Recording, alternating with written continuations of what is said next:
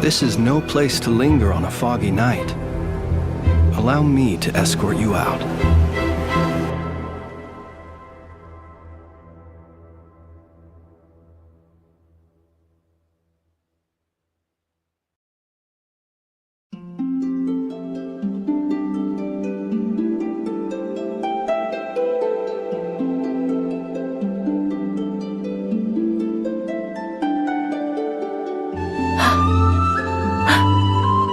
Go now.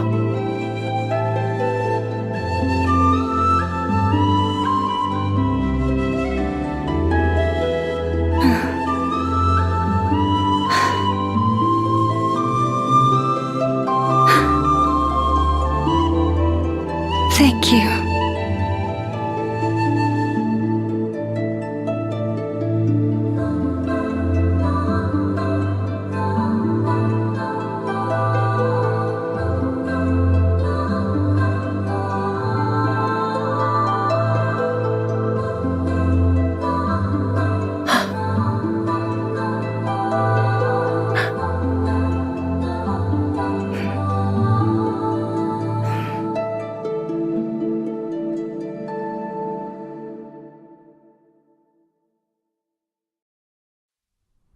You wish to hear a story of the moon?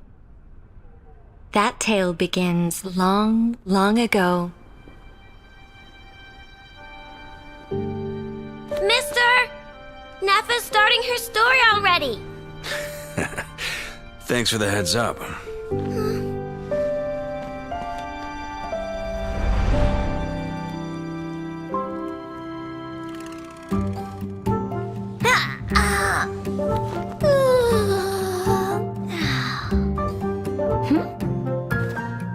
The moon's a long way off. We might go hungry, but at least we have plenty of time. Hey kid, that headpiece of yours is pretty unique. Who designed it? Could you hook me up?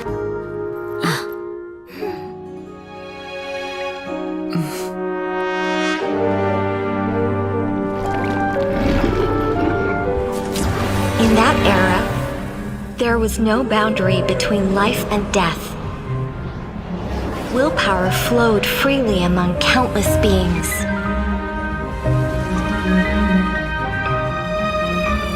The primordial being that once ruled this planet made 3 moons rise from the earth.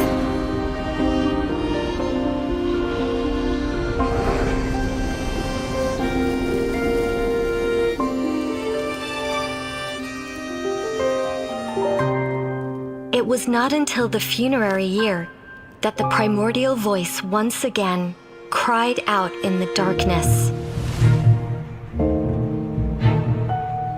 My lady. The Frostmoon Scions again. A laughably futile rebellion.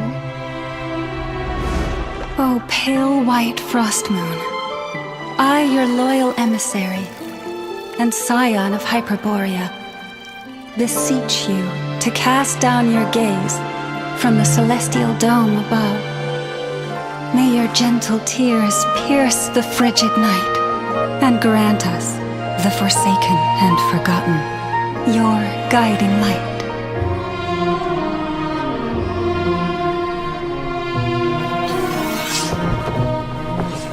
You didn't come here for the story, did you? Finished already, huh? No. It's just a greater storyteller than myself has come. Now, beyond the moonlight's reach, an ancient shadow brandishes its hunting claws, taking aim at the stars. You're right.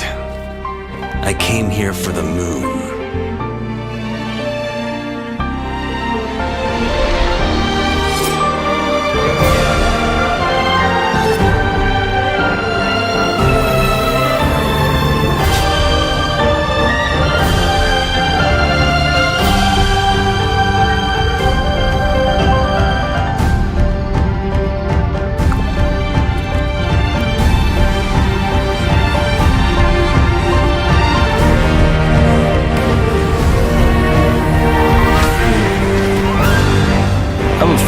the wrong person. Now, be gone.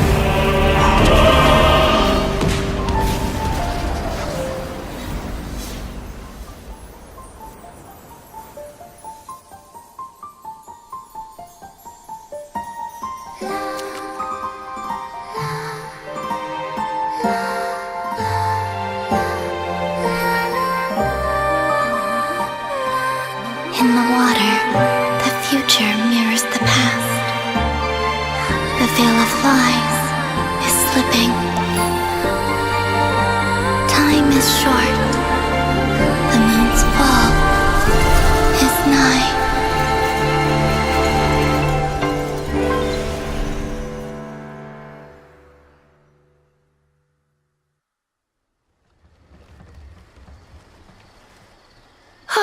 Here at last. And things look even messier than last time. Well, Miss Alice, shall we begin?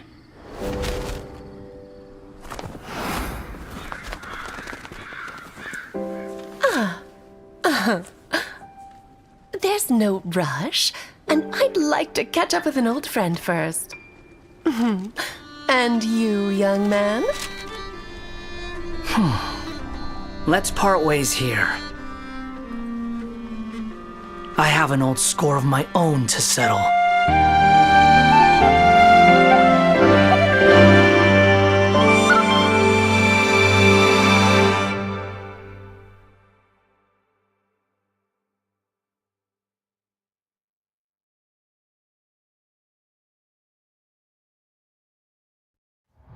Thus did I foresee. Waves crashing on the shore, the night sky devoured by deathly silence.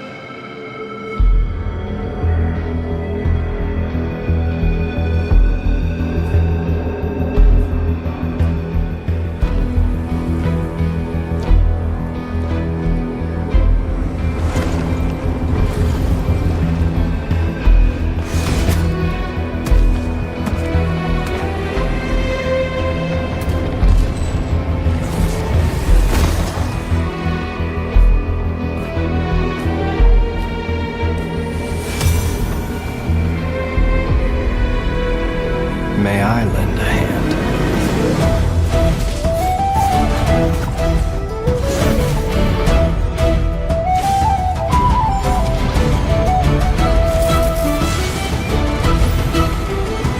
The night cometh.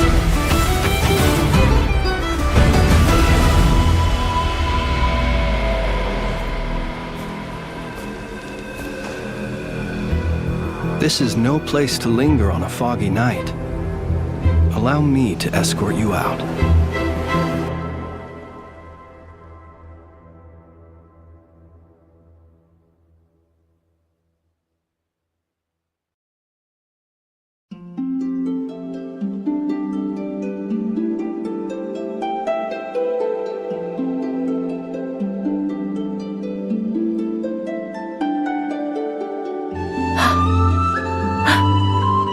Go now.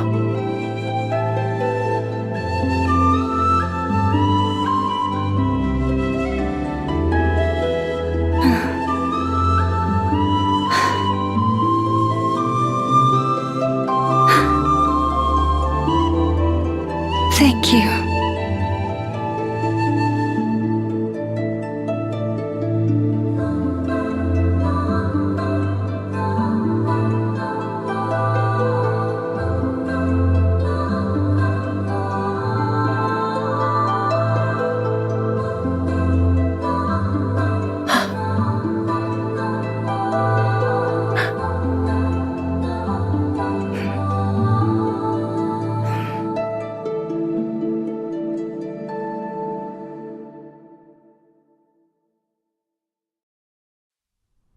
You wish to hear a story of the moon? That tale begins long, long ago. Mister! Nefa's starting her story already. Thanks for the heads up.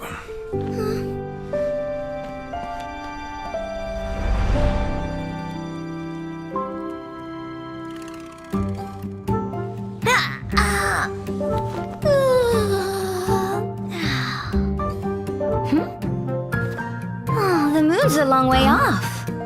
We might go hungry, but at least we have plenty of time. Hey kid, that headpiece of yours is pretty unique. Who designed it? Could you hook me up?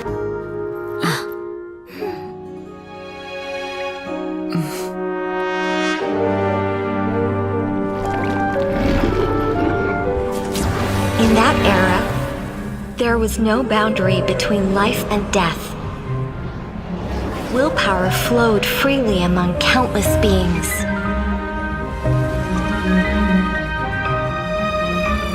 The primordial being that once ruled this planet made 3 moons rise from the earth.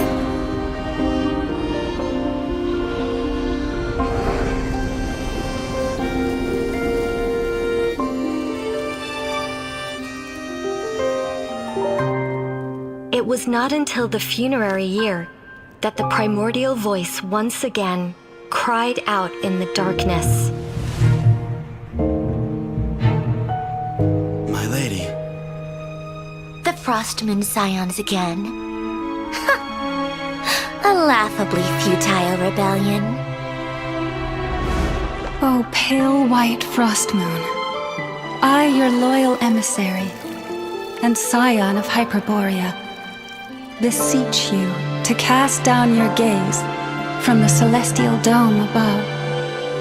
May your gentle tears pierce the frigid night and grant us, the forsaken and forgotten, your guiding light.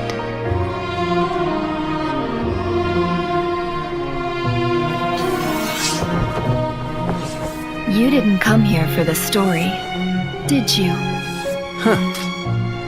Finished already, huh? No. It's just a greater storyteller than myself has come. Now, beyond the moonlight's reach, an ancient shadow brandishes its hunting claws, taking aim at the stars. You're right. I came here for the moon.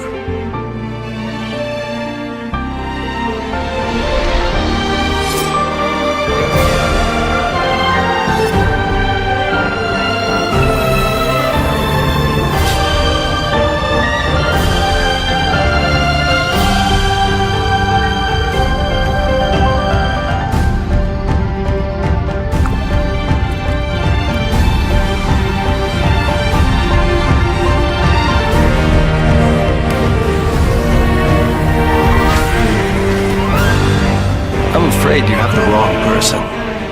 Now, be gone.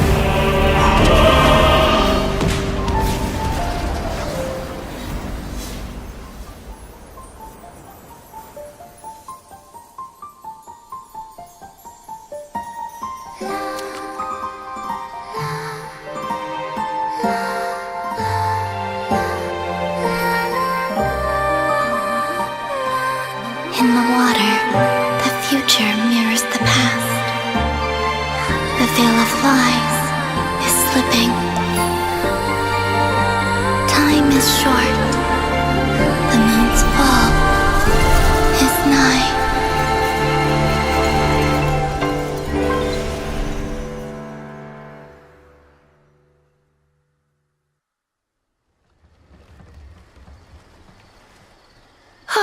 Here at last. And things look even messier than last time. Well, Miss Alice, shall we begin?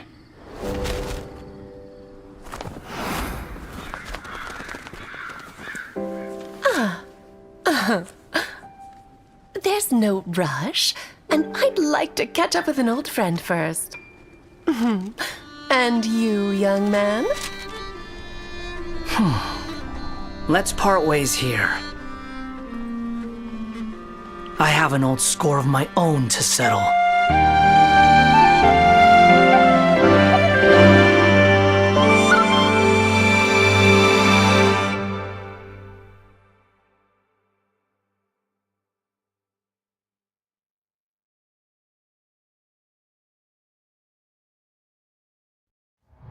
Thus did I foresee. Waves crashing on the shore, the night sky devoured by deathly silence.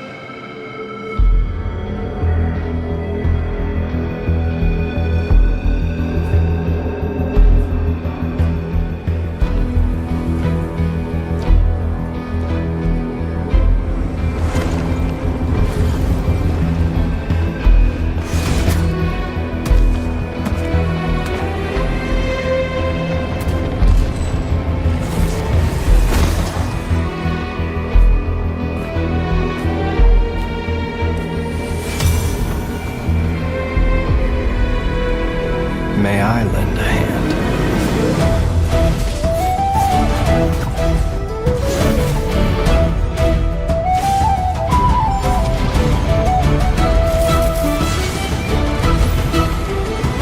The night cometh.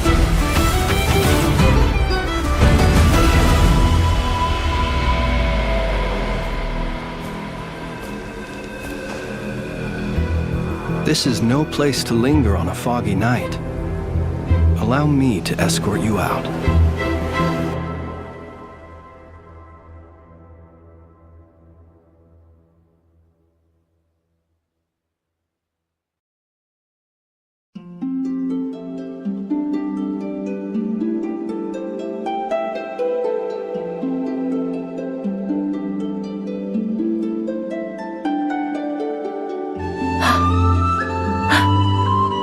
Go now.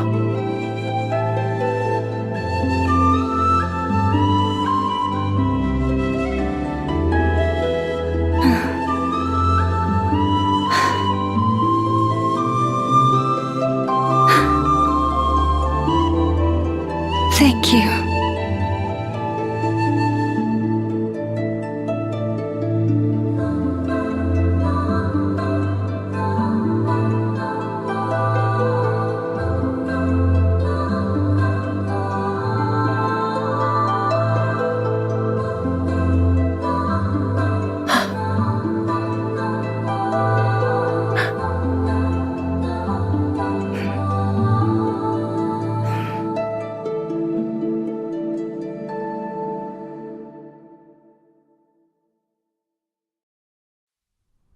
You wish to hear a story of the moon?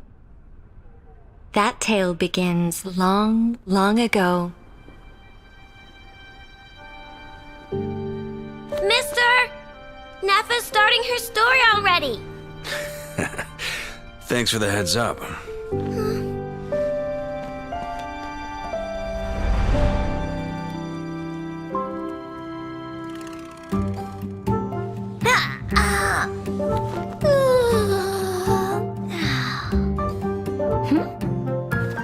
Oh, the moon's a long way off. We might go hungry, but at least we have plenty of time. Hey kid, that headpiece of yours is pretty unique. Who designed it? Could you hook me up?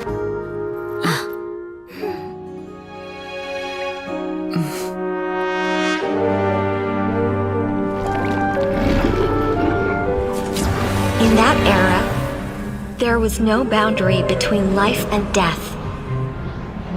Willpower flowed freely among countless beings.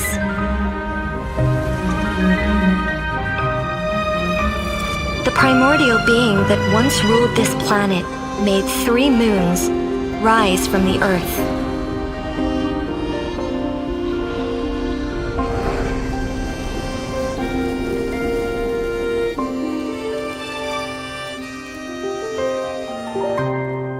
It was not until the funerary year that the primordial voice once again cried out in the darkness. My lady.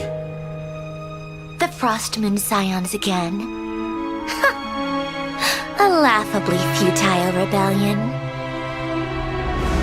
O pale white frost moon, I, your loyal emissary, and scion of Hyperborea, beseech you to cast down your gaze from the celestial dome above. May your gentle tears pierce the frigid night and grant us, the forsaken and forgotten, your guiding light.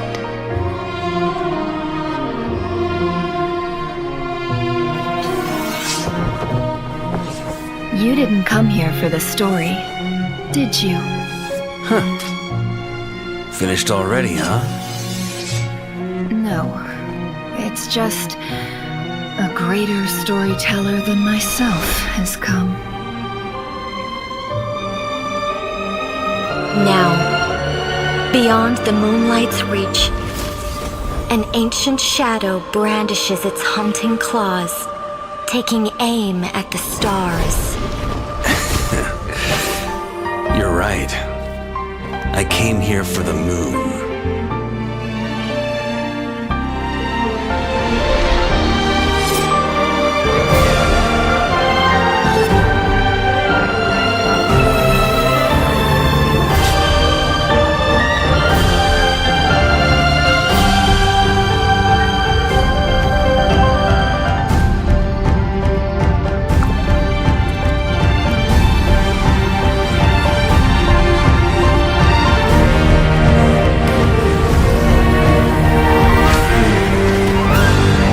I'm afraid you have the wrong person.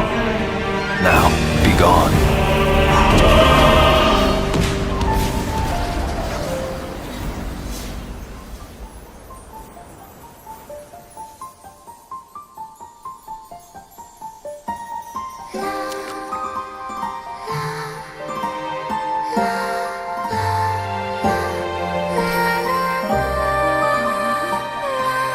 In the water, the future mirrors the past. The veil of lies is slipping. Time is short. The moon's fall is nigh.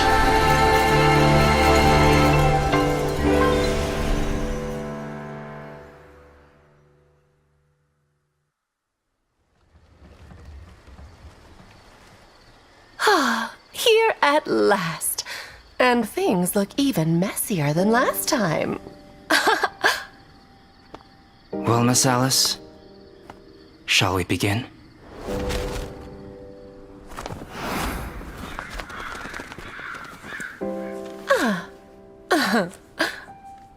There's no rush, and I'd like to catch up with an old friend first. And you, young man? Let's part ways here. I have an old score of my own to settle.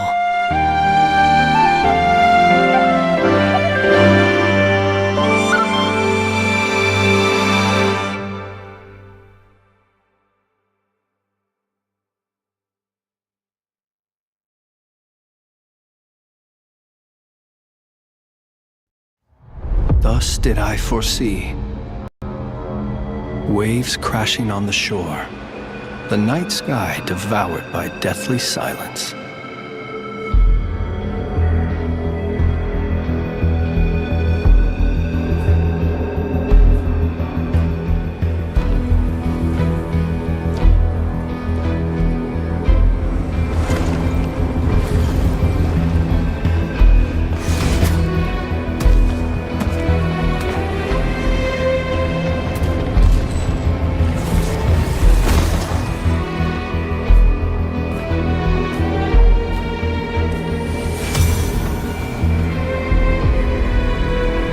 May I lend a hand?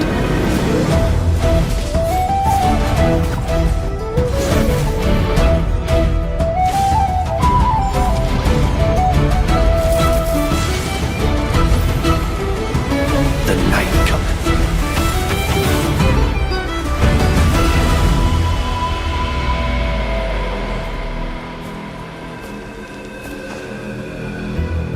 This is no place to linger on a foggy night.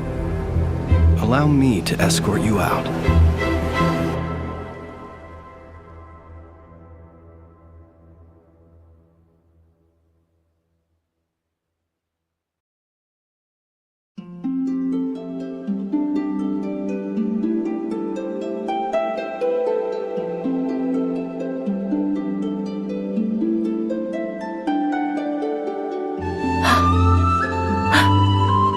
Go now.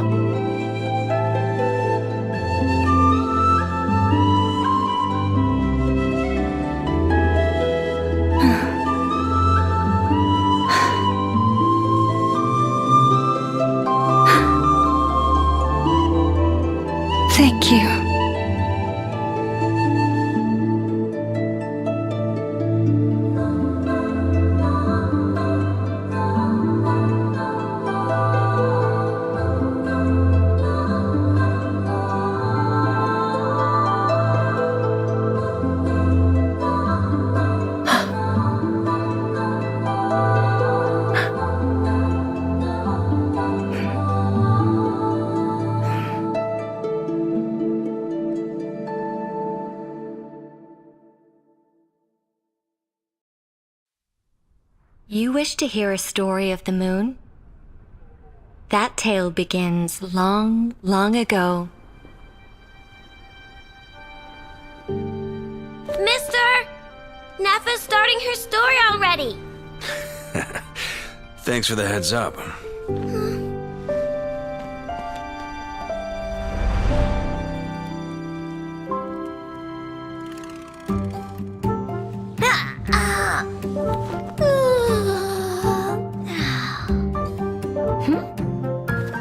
Oh, the moon's a long way off. We might go hungry, but at least we have plenty of time. Hey kid, that headpiece of yours is pretty unique. Who designed it? Could you hook me up?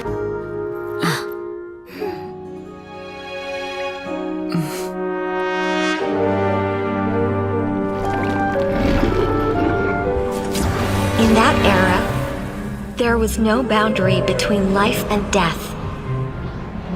Willpower flowed freely among countless beings.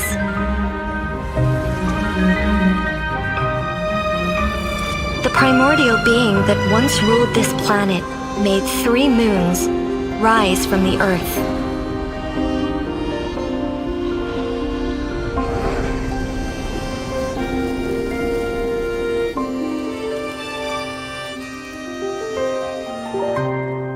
It was not until the funerary year that the primordial voice once again cried out in the darkness. My lady. The Frostmoon Scions again. A laughably futile rebellion. O pale white frost moon, I, your loyal emissary, and scion of Hyperborea, beseech you to cast down your gaze from the celestial dome above. May your gentle tears pierce the frigid night and grant us, the forsaken and forgotten, your guiding light.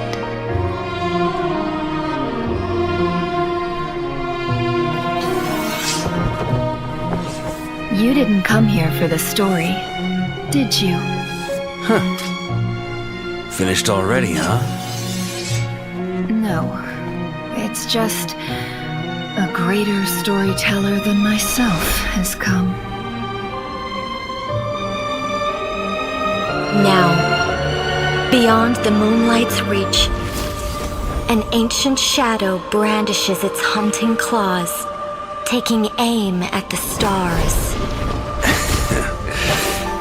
You're right. I came here for the moon.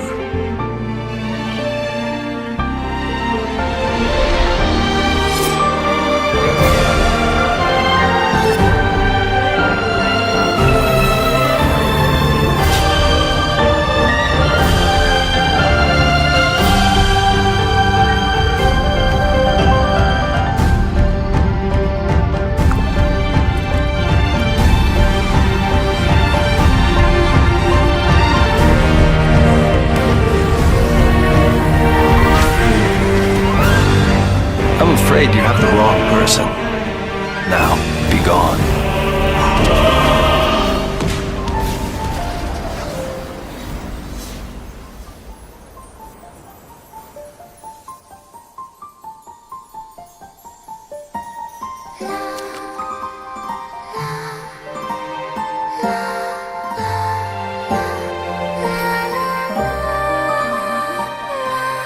In the water, the future mirrors the past.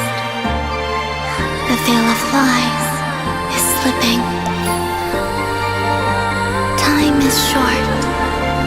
The moon's fall is nigh.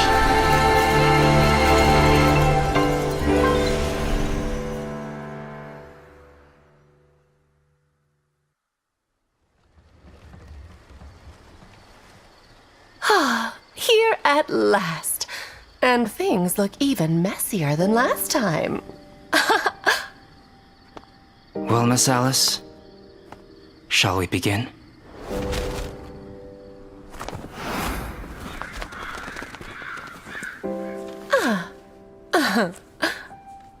There's no rush, and I'd like to catch up with an old friend first. And you, young man? Let's part ways here.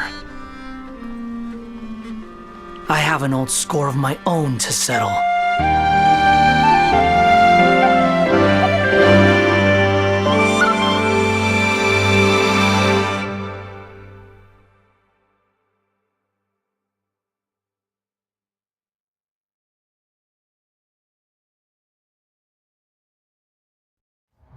Thus did I foresee. Waves crashing on the shore, the night sky devoured by deathly silence.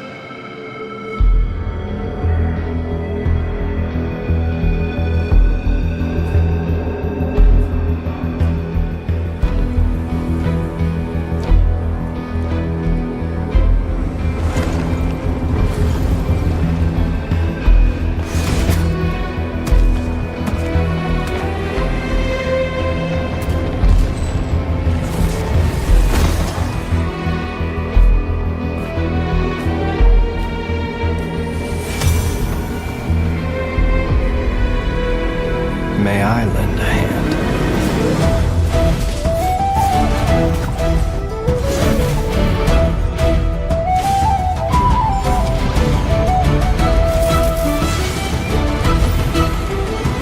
The night cometh.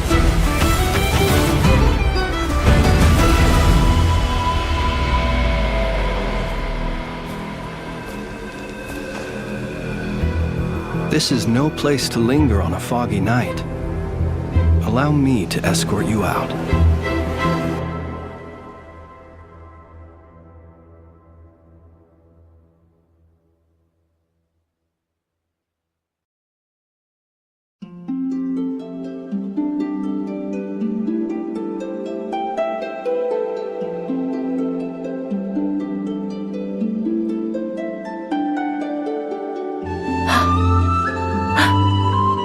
Go now.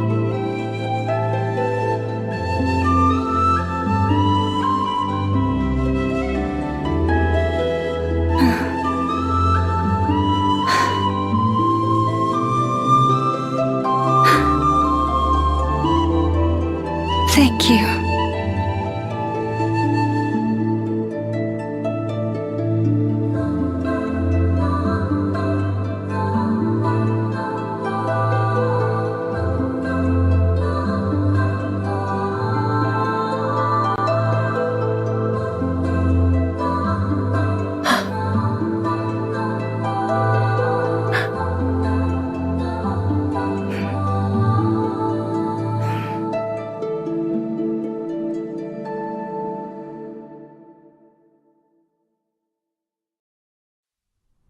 You wish to hear a story of the moon? That tale begins long, long ago. Mister! Nefa's starting her story already. Thanks for the heads up.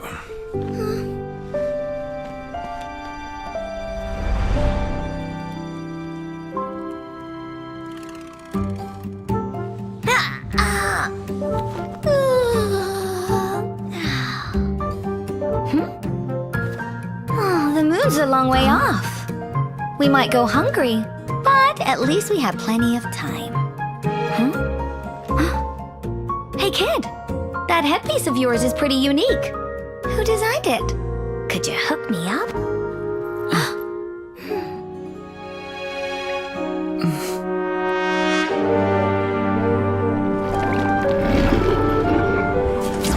In that era, there was no boundary between life and death.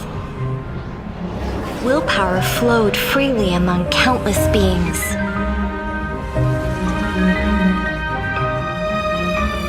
The primordial being that once ruled this planet made 3 moons rise from the earth.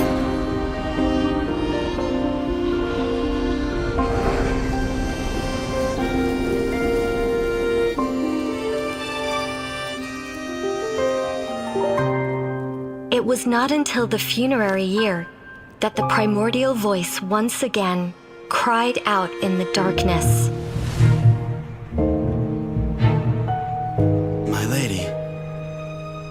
Frostmoon Scions again. A laughably futile rebellion. O pale white frost moon, I, your loyal emissary, and scion of Hyperborea, beseech you to cast down your gaze from the celestial dome above. May your gentle tears pierce the frigid night and grant us, the forsaken and forgotten, your guiding light.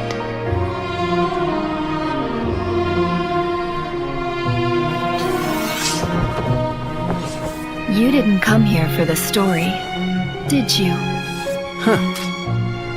Finished already, huh? No. It's just a greater storyteller than myself has come. Now, beyond the moonlight's reach, an ancient shadow brandishes its haunting claws, taking aim at the stars. You're right. I came here for the moon.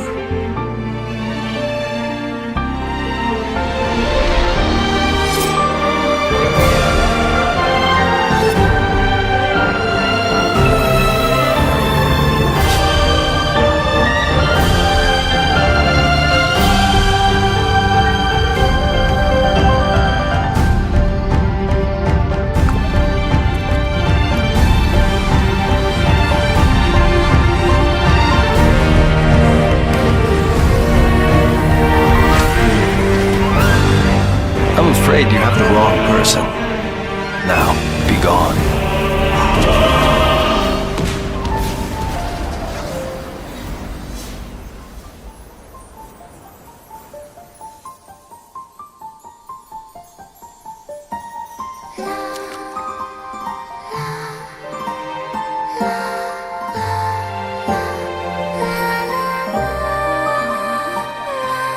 In the water, the future mirrors the past. The veil of lies is slipping. Time is short. The moon's fall is nigh.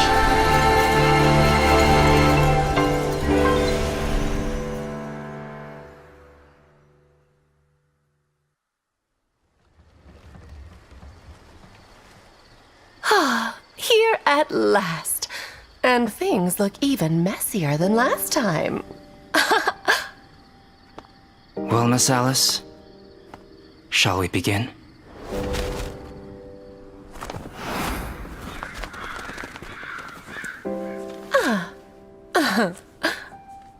There's no rush, and I'd like to catch up with an old friend first.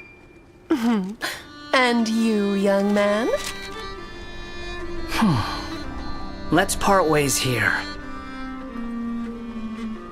I have an old score of my own to settle.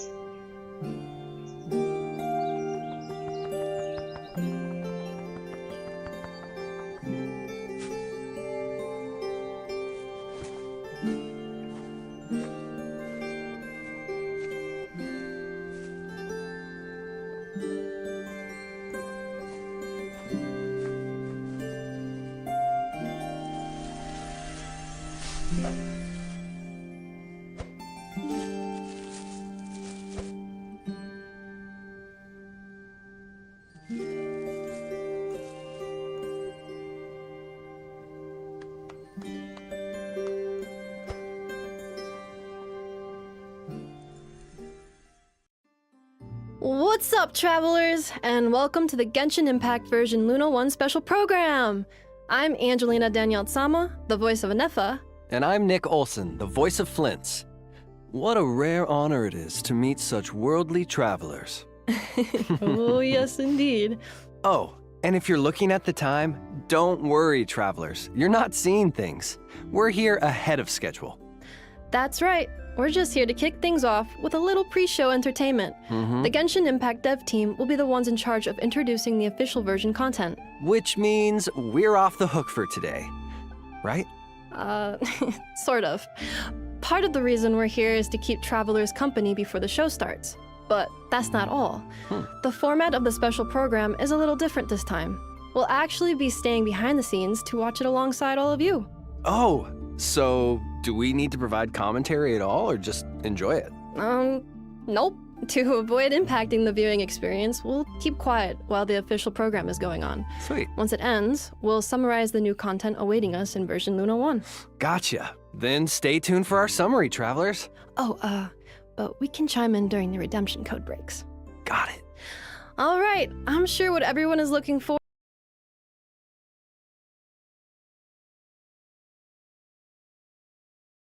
Getting more information on who we might encounter there. Like, our two characters, of course. Exactly. So, while we have some time before the special program starts, let's look back on what we know about Notcry so far. Yeah, let's do it. Whew. The first time travelers came across the name Notcry was from Liban in version 5.1. That's right. Travelers also got the chance to hear more about Notcry in the version 5.3 event on the Trail of Behemoths. This early information revealed two main things. One, Notcry is an autonomous region in the southern part of Snezhnaya. And two, it's a chaotic place controlled by a mix of influences from different nations. Right. And since then, the devs have been dropping lore bombs, like in the Song of the Welkin Moon web event. That was so cool. We learned that Teyvat used to have 3 moons. 2 of them were shattered under mysterious circumstances in the past, and the last one has fallen silent. A silent moon. It sounds so chilling. I know, right? And travelers even saw one of the shattered moons for themselves when Malika punched through the false sky. According to her, the remains are called Ancient Moon's Remnants. Sweet. Oh, the web event also went over the 11 different factions present in Notcry. 11. Oh man, that's a lot to keep track of. I feel that. And there are some new ones, but there are also a few that should be familiar. Okay. Like the Knights of Favonius. In version 5.6, travelers had the chance to hear Grandmaster Varka's voice for the first time. But he was a little busy, you know, with enemies on both sides and a group on his tail looking to turn him into mincemeat. Yeah, busy feels like an understatement. Hopefully, he's not in too much trouble. I know. And, and after Varka's debut, we got a glimpse into the behind-the-scenes production of Notcry. The dev team revealed that Notcry is a place where factions struggle for supremacy, all clashing over the same objective, the moon. Okay, and when you say the moon, you mean like the ancient moon's remnants? Well, there's more to it than just that, because according to the devs, the moons have a long history in Teyvat, and Notcry is home to a power far older and purer than the 7 elements. Older and purer than the 7 elements? Oh, now that sounds very exciting. Definitely. Of course, at the end of the Song of the Welkin Moon prelude in version 5.8, Varka sent a letter inviting the traveler to meet him in Notcry. And with that, Notcry officially became the next destination on our adventure. Which means the factions better watch out because there's about to be a new face in town. You got that right. In addition, the devs dropped 3 Notcry teasers over the recent promotions. That's right. The first was narrated by a certain mage who introduced us to some of the factions in Notcry. And the second one gave us a sneak peek at Lauma and the Frost Moon Scions. Right. The Frost Moon Scion's home looks so serene and natural, and Yeah. that deer was just so cute. For real. And of course, in the third teaser, we got to learn about Flints, the Lightkeepers, and the Wild Hunt. Man, seeing Flints in action? Yeah. Now, that's sick. It really was. I have to agree with you. It was just so awesome. All right, last but not least, it's time for the big ones. I doubt I even need to elaborate, so let's just jump right in. When the Tevat chapter interlude teaser, The God's Limits, dropped, we got to see the true faces of the shades of the heavenly principles. So, you know, just an average Wednesday. Oh, yeah, nothing crazy about that. But seriously, that means we got to learn more about the sustainer of the heavenly principles, right? The unknown god who tore the twins apart at the beginning of the game? Exactly. In this video, though, we only got to see the rulers of life, death, and time as they gathered to hold a meeting. The shade from the beginning of the game, aka the ruler of space, was missing. The unknown god. Unknown no more. That's a huge reveal. Yeah, for sure. Plus, there were a couple of important takeaways. 1, the ruler of space's whereabouts are unknown. 2, the heavenly principles are still asleep. And 3, the jester has a complicated past with the gods and some very intriguing orders to carry out in Nodcry. So tell me, what is the price of killing a god? Ah, that part just gave me chills. Killing a god. So that has to be a part of the Fatui's grand plan. Seems like it. Based off what we saw in the video, we know one thing for sure. One of their goals in Nodcry is to retrieve the Damselet, another one of the Fatui Harbingers. The Damselet. Guessing that means she's going to be a key character in the events to come. It's very possible. And speaking of key characters, the Moonlit Ballad of the Night trailer gave us a glimpse at some of the major characters travelers can look forward to meeting in Nodcry. And man, that was definitely a big one. It went so hard. I feel like that trailer is something travelers look forward to every year. Oh, for sure. I mean, Barca, Alice, Marionette, Flints, Lauma. It was so cool to see how all these different factions are converging. Right? It definitely keeps things exciting. For sure. Well, with that refresher, you should have all the information you need to experience the upcoming special program to the fullest, travelers. And if we built up your excitement even further, well, that's a win-win. And with that, it's about time for the two of us to take a break. Coming up next, the official Genshin Impact version Luna 1 special program. Stay tuned, travelers!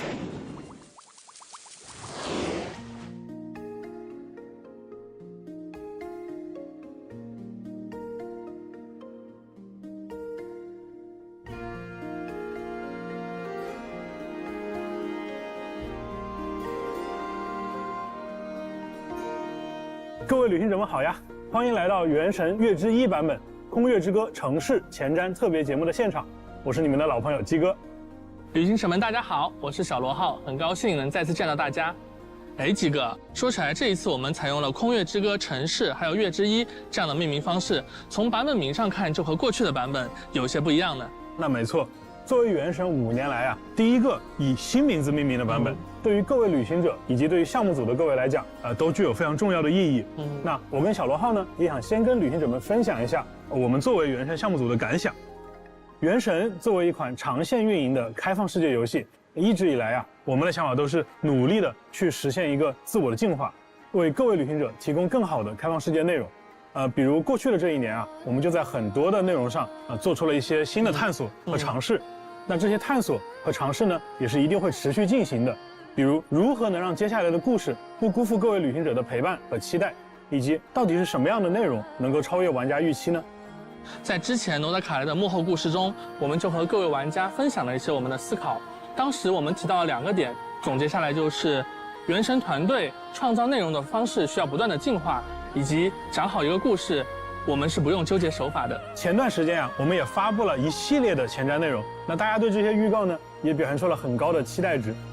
整个《空月之歌》的大版本是我们向角色、剧情和大世界等多维内容进行高度融合的一次尝试。那在接下来的节目当中，我们也会一步步的向旅行者们揭示这些全新的内容形态。那么这些新的尝试和内容具体是哪些？我们将马上为大家揭晓。是的，千万不要走开哦。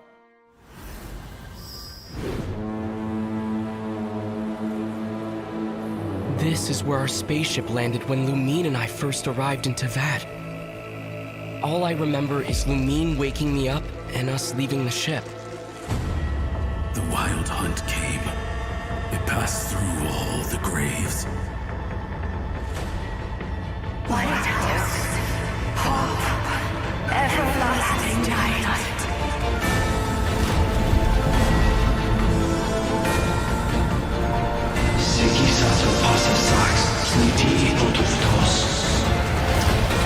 Look upon my flame. Return to your graves and forever rest in peace.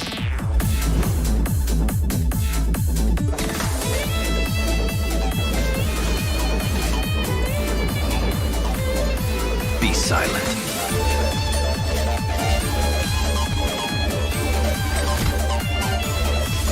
To dust. The long sleep beckons. Viewing the world through human eyes is like looking into a kaleidoscope. It is so complex and yet so beautiful. Ad Astra Abasask. Welcome to Not Cry, Dominion of the Fatui. Please, here you go. And if you ever need anything else, don't forget to make the great Lord Saint-Lefay your first port of call.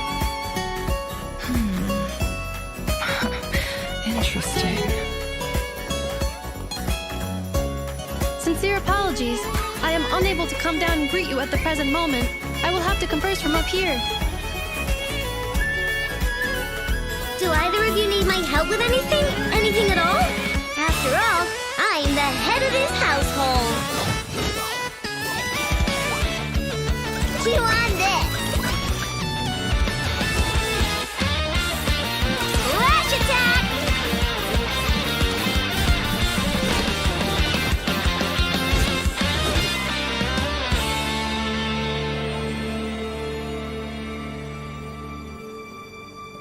Kuvaki. It is a unique elemental force found only in Notcry, or rather, a pure, primordial form of elemental energy. They say that each of their moon chanters has had access to an ancient relic that lets them see the true past.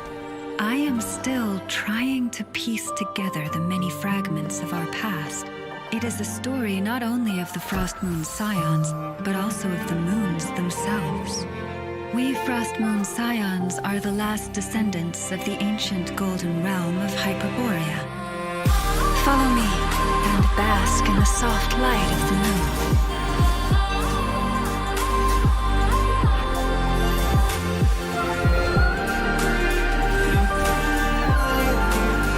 Forest, protect us for the everlasting forest.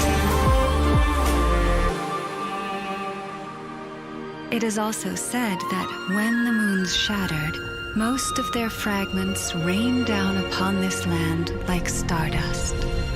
Yet, successive generations of Frost Moon Scions have always passed down a prophecy that one day the moon goddess would return. That prophecy did indeed come to pass, though not quite. I still wish to return to the moon that belongs to me. The Fatui built their research facility on top of the remnant over on Paha Isle, but they've had their sights set on the one here, too. The sacred relic of the Frost Moon Scions. It's been stolen. Today's encounter is merely a courtesy call, a friendly warning, if you will. I strongly advise you not to stand in the Fatui's way. The Frost Moon Scions will never hand over anything to the Fatui. With your blood, we shall draw an inviolable line in the snow.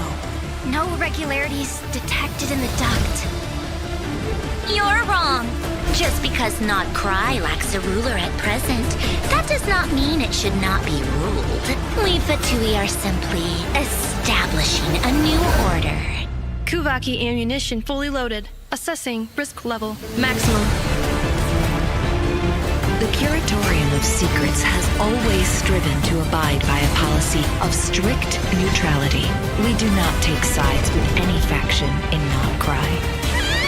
Oh, Moon Goddess, please save us! I suspect your spaceship has been intentionally hidden away. Are you wondering if your sister might be in cahoots with the Fatui? I'm not asking you to trust me. Just don't try and stop me. Take care. The moon can be treacherous.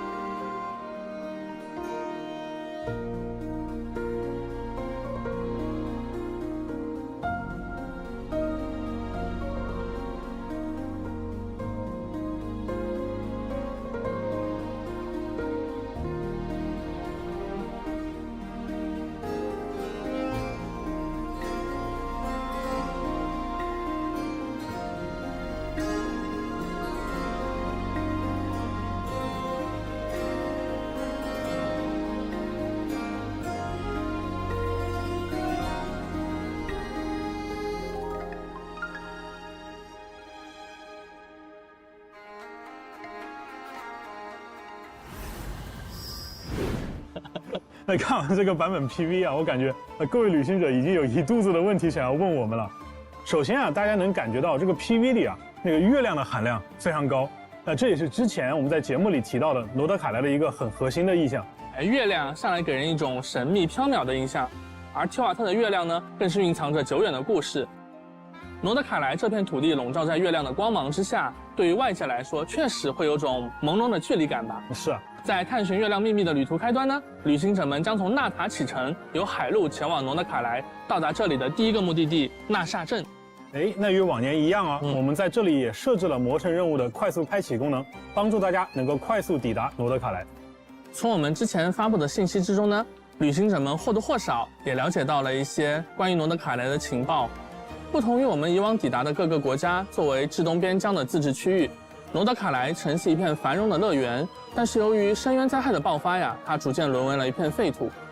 随着前来罗德凯莱冒险的人越来越多，一些商人在废墟上建立起了如今的纳夏镇。那看起来如今的纳夏镇啊，好像确实已经重新焕发活力了。在旅行者们抵达罗德凯莱后不久，还会偶遇一只非常特别的小生物，它会像导游一样呢，指引着我们前往纳夏镇。这个小生物感觉功能上跟我们之前见过的仙灵比较像，倒也不错。它们是罗德凯莱的特殊物种月灵，借助月灵的力量呢，旅行者们不仅能够完成某些特殊的挑战，还能提升平常探索和跑脱的效率。可以说这个小家伙也是大家的好帮手了。在这里呢，还要向大家引入一个基本概念，和燃素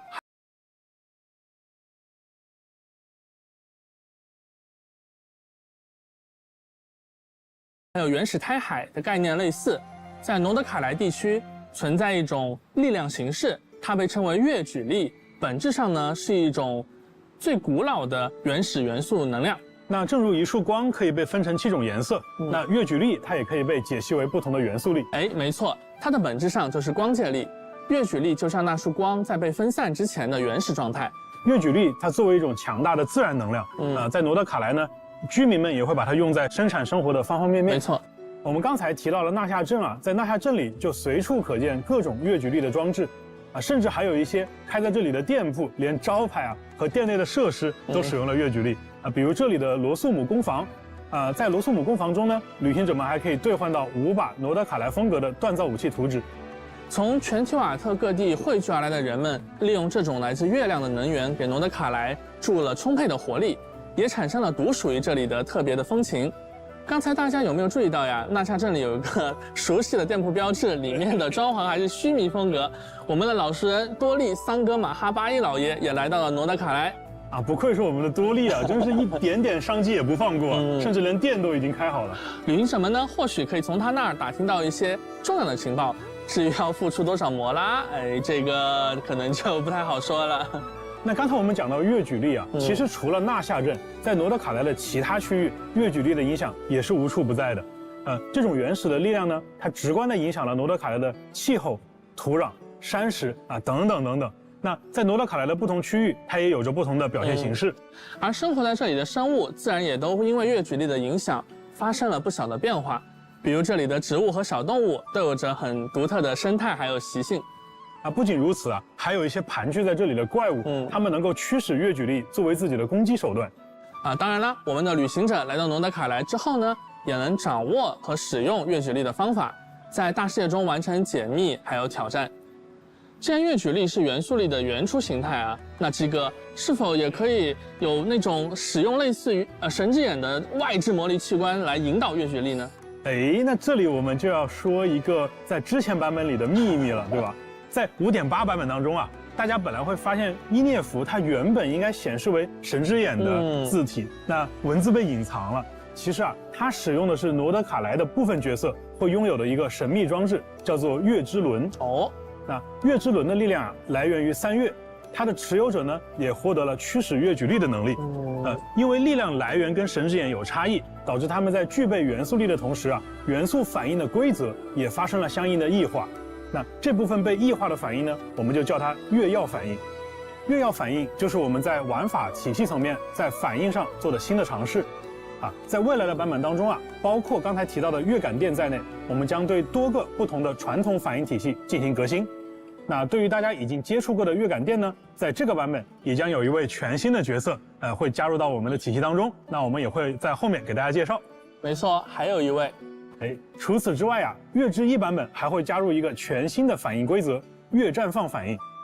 小罗浩，从设计师的角度来讲啊，我觉得再造2个简单粗暴的直接提供伤害输出的反应，我觉得显然是不会让玩家产生尝试的意愿的。有道理。对，所以每一个新的体系啊，我们都尝试从队伍层面先定义它的概念。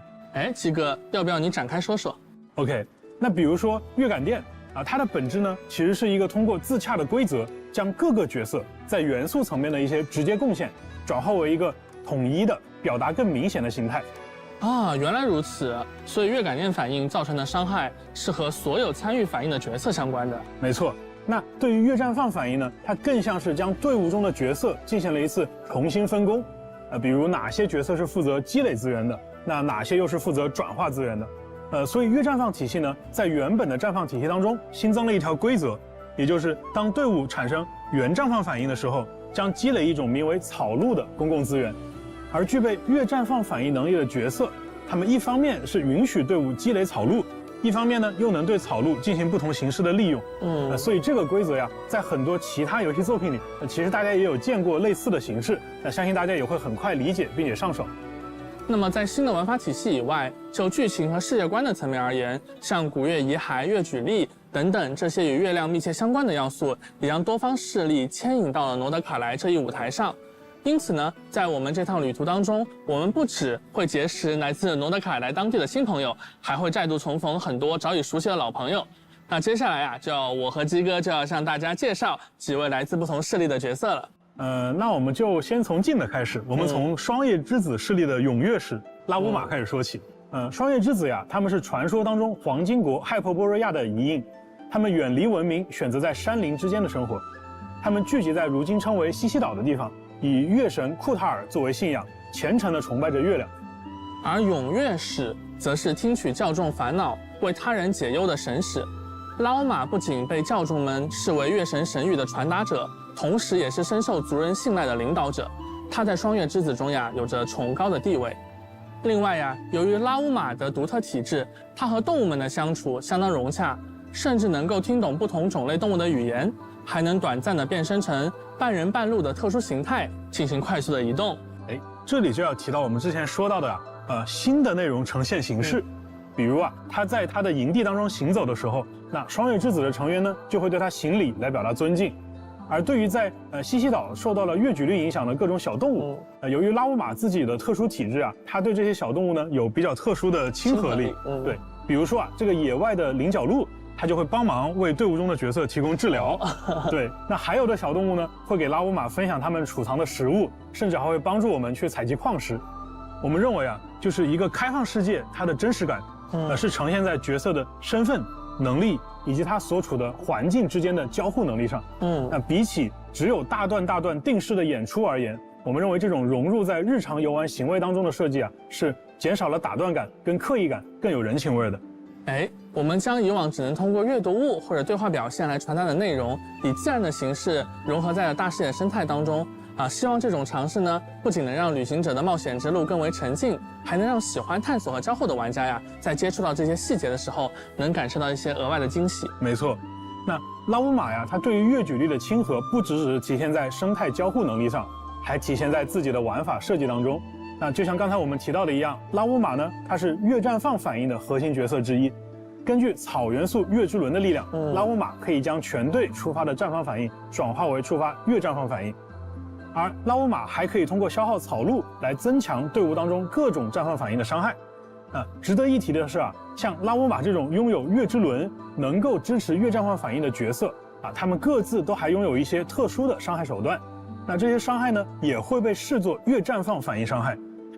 所以拉乌玛呀，它不仅是绽放体系当中的一个强力的辅助角色，它自称也可以打出月绽放反应伤害。又能辅又能打。没错。那拉乌玛的元素战绩啊，可以降低敌人的草元素以及水元素抗性，而它的元素爆发呢，则会提升整个队伍绽放相关反应的伤害。此外，由于月绽放产生的特殊资源草鹿的存在，拉乌玛可以长按元素战绩，额外消耗草鹿来积累一种名为月涌的效果。月涌会为拉乌玛元素爆发的效果带来额外的增伤次数，同时呢，也会直接造成月绽放反应伤害。那几个除了月绽放，那之前我们旅行者们就接触过的月感殿，是不是也要迎来新成员了？有的兄弟，有的。那除了双叶之子以外啊，在诺德卡莱我们也会接触到其他的势力比如大家非常感兴趣的一个势力叫做直登人。在魔神任务当中呢，我们就会结识直登人当中一位用词文雅、有贵族气质的神秘成员，叫克里洛·楚德米洛维奇·菲林斯。我们在 5.5 版本中的圣遗物故事和之前的新版本预告中，曾经和旅行者们简单提到过关于直登人的故事。那是一个守护诺德卡莱自由和和平的古老组织，长久以来对抗着深渊无休止的入侵和狂烈。那直登人这个词啊，顾名思义，离不开手里的一盏提灯。不过这盏灯的意义啊，不仅仅是为了照明，还是他们对抗狂烈的武器。而这一点啊，在大世界生态上也会有所表现。当直登人的提灯靠近危险的时候，它会转变为警示危险的色彩。而作为经验老道的直登人菲林斯，甚至可以听懂狂烈发出的那些常人难以理解的低语。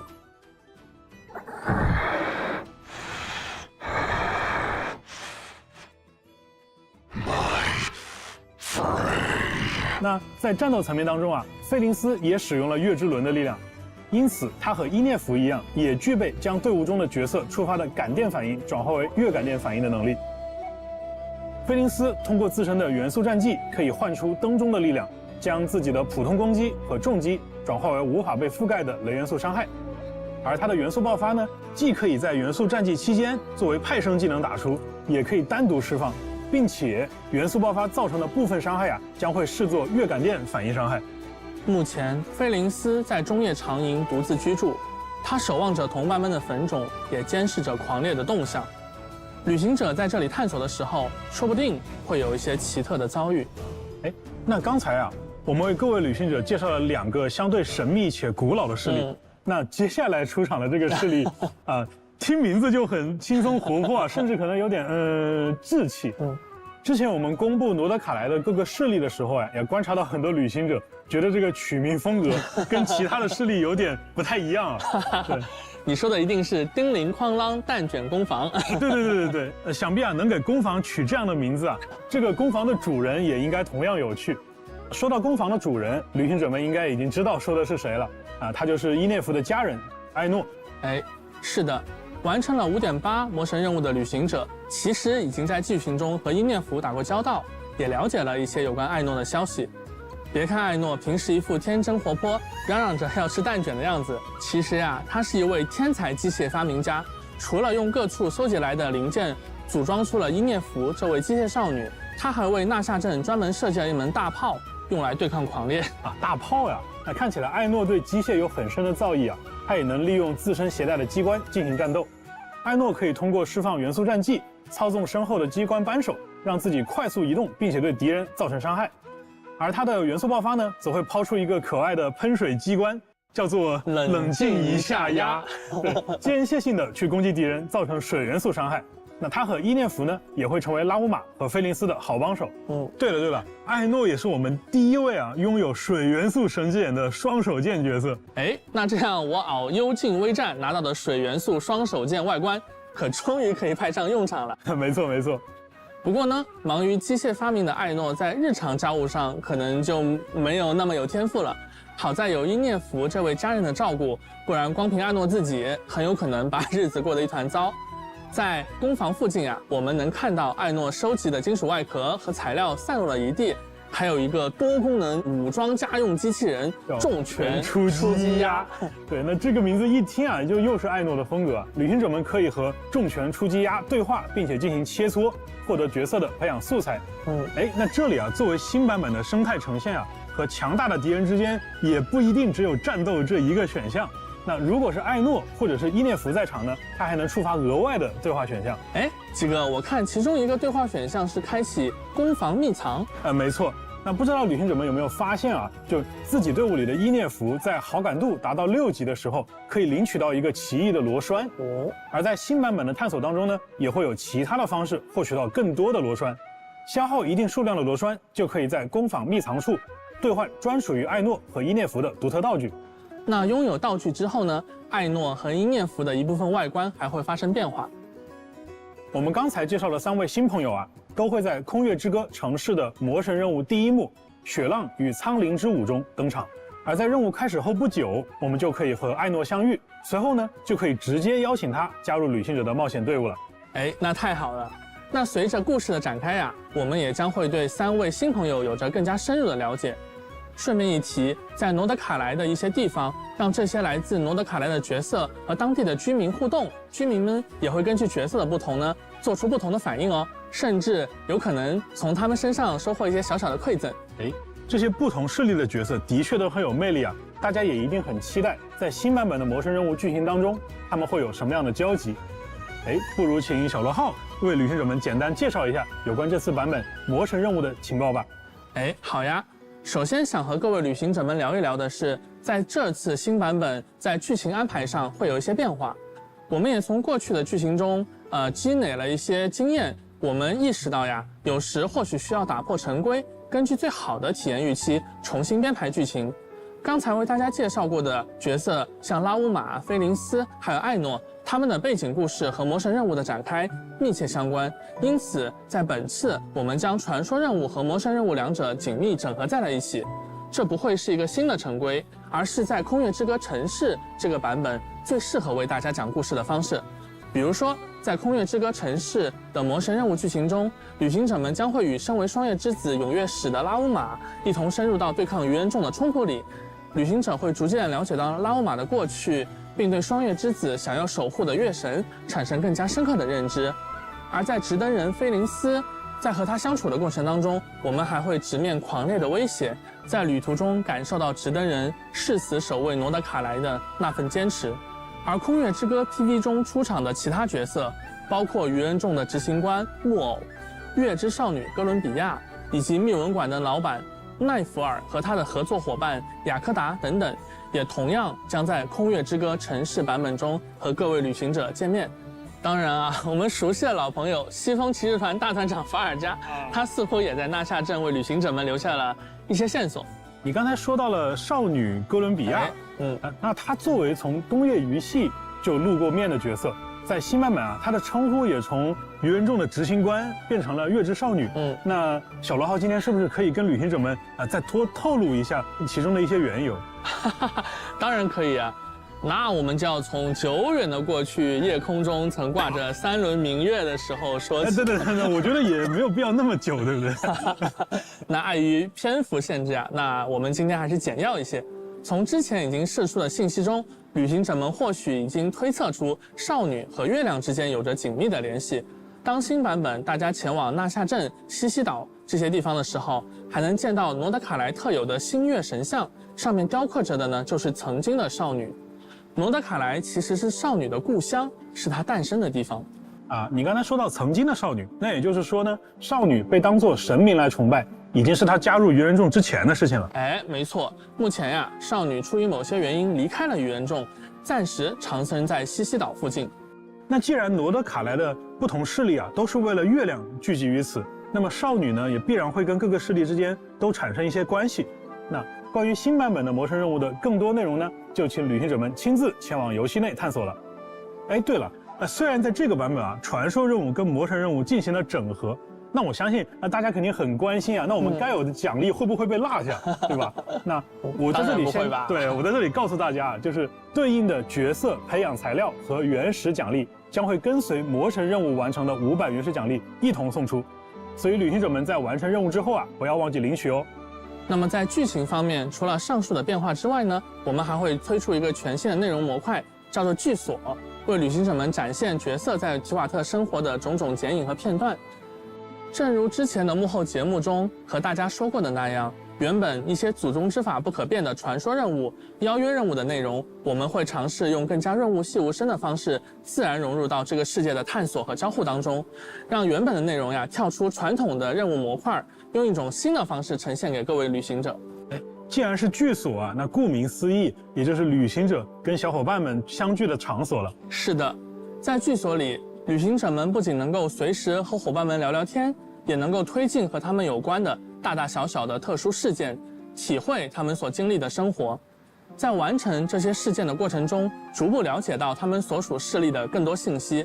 在月之一版本，旅行者们可以和菲林斯、拉乌玛、艾诺3位角色共同建设各处的居所，比如前往叮铃哐啷蛋卷工坊，观察伊涅弗和艾诺的温馨日常，到双月之子的双月之房坐一坐，和拉乌玛一起阅读流传在双月之子里的各类传说与故事，或者去前往菲林斯所在的住所，听他讲述值得人的悠久传说。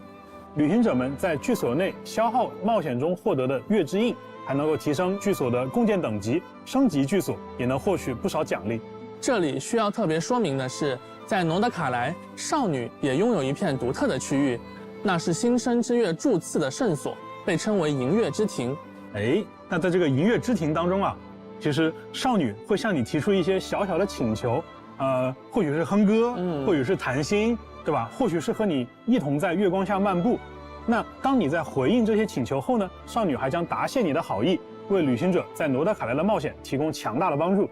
鸡哥聊完了新角色和新剧情，我们是不是可以揭晓旅行者们很关心的这次新版本活动起源的安排了？祈愿呀！那这么多的新内容肯定是要和新伙伴一同冒险的。在月之一版本的上半期，拉乌玛和纳西达将会迎来概率 UP。不仅如此，新的极路祈愿也将在上半期开启。那看到纳西达的旅行者应该能猜到这次的极路祈愿有大量的须弥角色出场。那各位关注草元素策略体系的旅行者们不要错过。5星法器仿叶天境也将在上半期武器活动起源当中出现。而在下半期，菲林斯和叶兰将会加入活动祈愿，4星角色艾诺的获取概率也将大幅提升。全新5星长柄武器血染荒城也将会出现在下半期武器活动起源当中。除了全新武器外，月之一版本更新后还会增加2套全新的圣遗物：穷尽视线之夜和仿月的夜歌。旅行者们可以通过挑战全新的诸生秘境来获取它们。介绍了这么多内容我觉得可能也需要一些时间让大家消化消化。那不如我们来看一条有趣的短片，直观的了解一下诺德卡莱独特的自然环境吧。接下来还会有我们的研发同学为大家带来诺德卡莱的生态、势力和版本活动信息。补充一下，也包括大家非常关注的愚人众相关情报哦，大家请千万不要走开。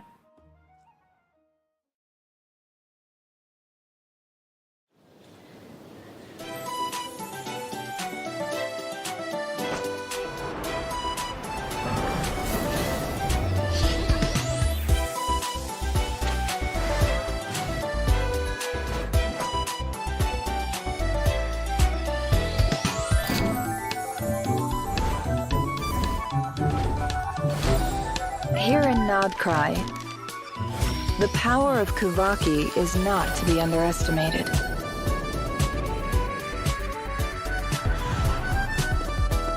It sets machines in motion.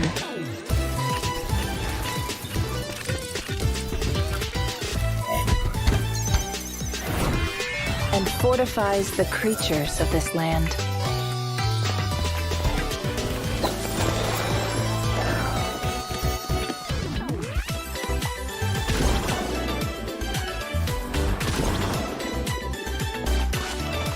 Kuvaki affects everything, even the weather. It is the power to attract and repel.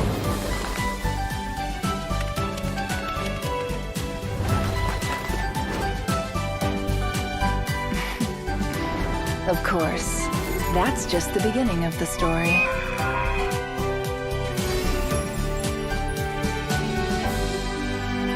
Itching for more info? Stop by the Curatorium of Secrets, and we can exchange stories. Hey, Angelina. What? Can we talk now? I think so. Wow, okay. That was a lot of information, wasn't it? Yeah, so much cool stuff. The dev team didn't hold back, that's for sure. Totally. From the characters to the story, there's just so much to take in. Okay, what are you looking forward to the most so far? Well, meeting the damn slut for sure. She's just so cute. Oh, so not because of her identity, the plot, her role in it, or stuff like that, just the cuteness factor? The most important factor, you mean? Right. How could I forget? Well, the lunar reactions also seem super cool. Anefa and Flint's can both convert electrocharged reactions into lunar-charged reactions, and Lauma can convert bloom reactions into lunar bloom. That's right. And since Aino is Hydro, she can help trigger both. Oh yeah, the team comp is really coming together. Definitely. Oh, wow, that was fast. Looks like it's time to hand things back over to the devs.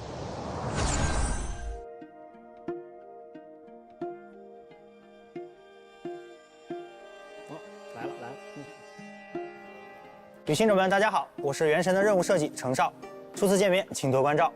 旅行者们好，我是原神的关卡设计魔王。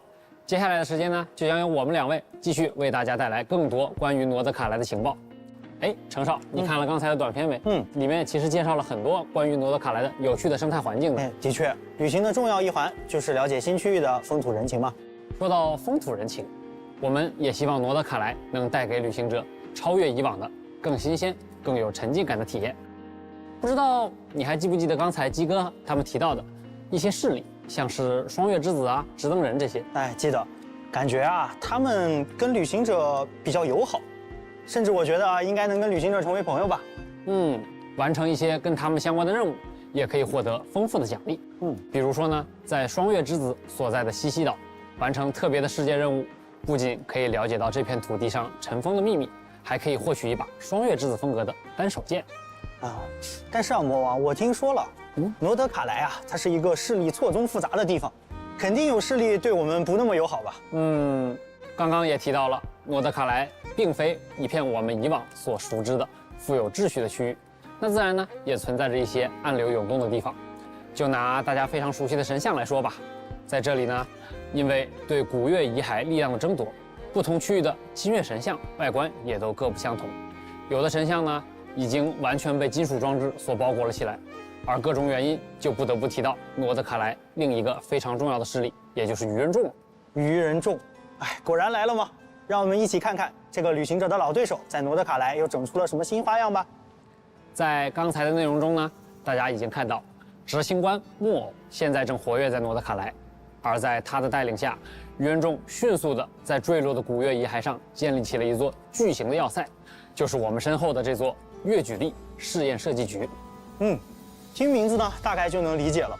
月举力啊，是提瓦特大陆最古老的力量，而一直想要攫取众神权柄的愚人众，肯定不会放过这次机会。遵照最高指令，苍星圣翅呢，从至东本土而来的大批愚人众精锐部队都已经汇聚在了诺德卡莱。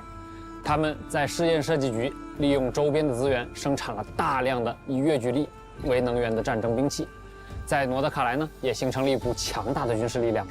我感觉从蒙德的先遣队到枫丹的特务组织，这个鱼人众的科技水平一直在进步啊！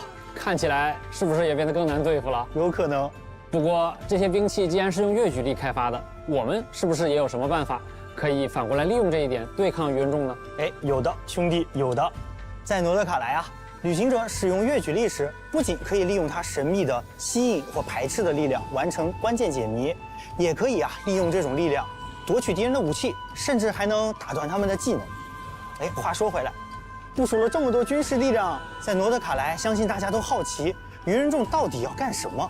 其实如果旅行者们对这件事情感兴趣，可以在版本更新后自行前往一探究竟。不过可要小心了，试验设计局呢作为鱼人众的地盘，自然也是戒备森严，非常危险。这可难不倒我们旅行者。虽然戒备森严但是实验设计局结构复杂，总有空子可以给我们钻。旅行者可以选择从正门闯入，直面鱼人众的阻拦，或者可以选择掩人耳目，利用建筑中的管道等结构偷偷潜入。而当我们深入试验设计局内部之后，还会发现许多安保机关，旅行者可以选择用越举力来解除它们。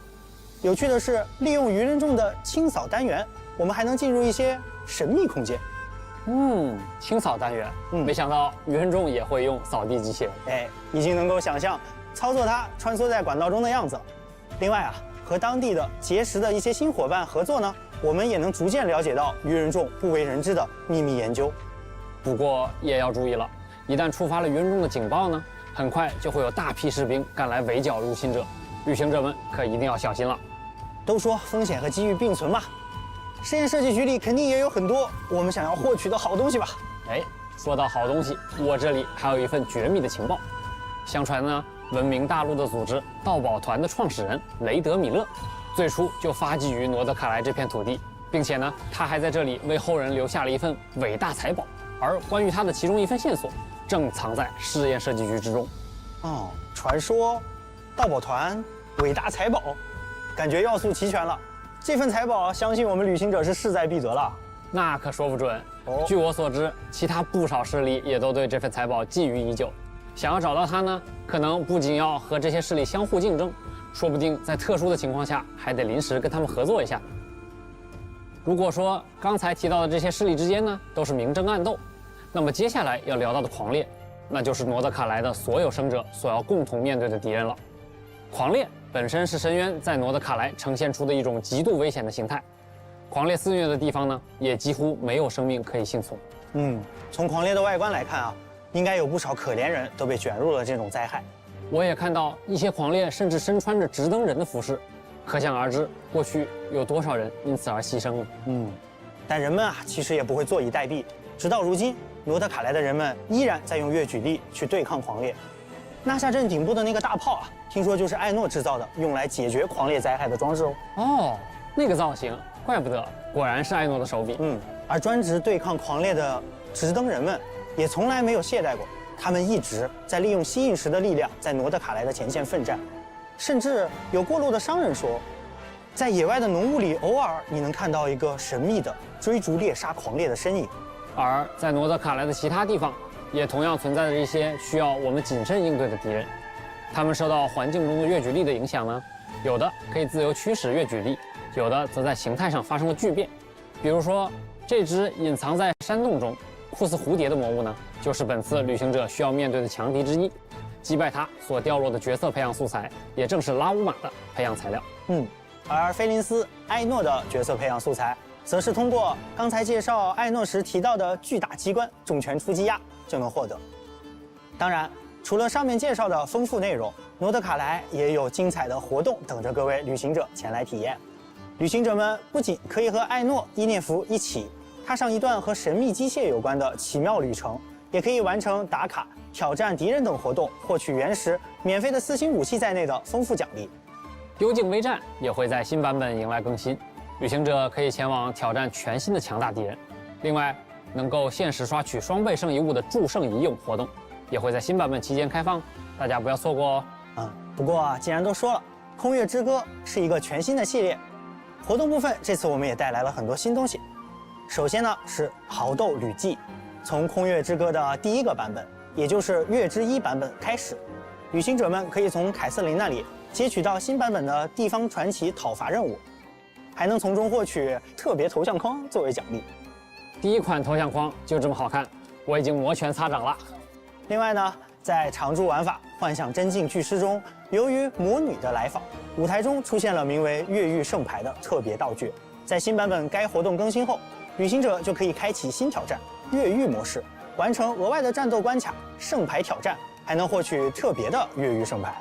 这么有设计感的越狱圣牌，感觉会有不少旅行者想全部拿下呢。哎，越狱圣牌不仅可以留作收藏，还支持好友之间相互兑换。通过好友之间的互相分享，心仪的卡牌也能更快的到手。那程少，到时候如果我没有的，可要找你交换了。那得看你有没有我想要的牌了。当然，新的越狱圣牌也带来了更多的原石和道具奖励。另外呢，会想游记也将迎来更新。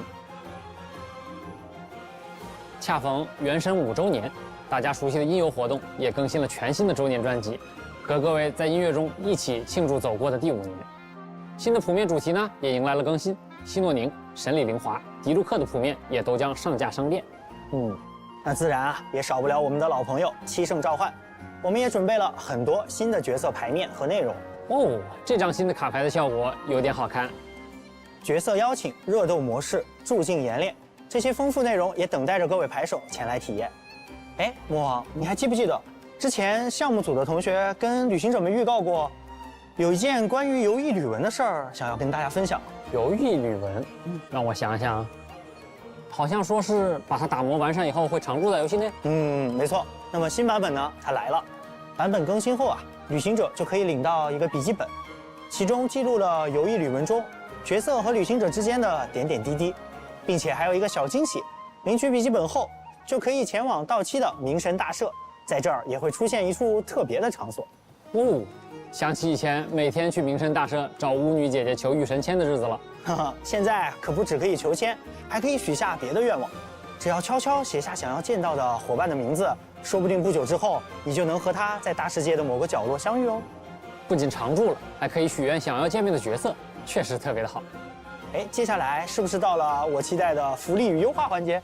没错，那么也请旅行者们稍事休息，稍后将会为大家带来游戏内外的更多分享内容。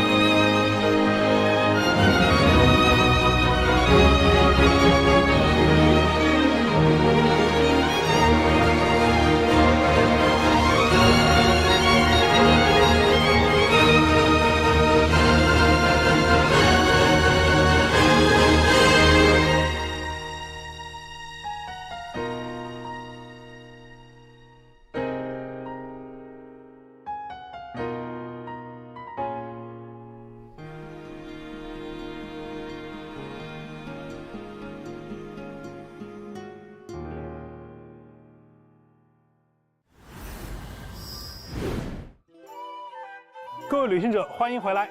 这次呀，我也请到了大家的老朋友 Michael， 一起来介绍月之1版本的福利和优化。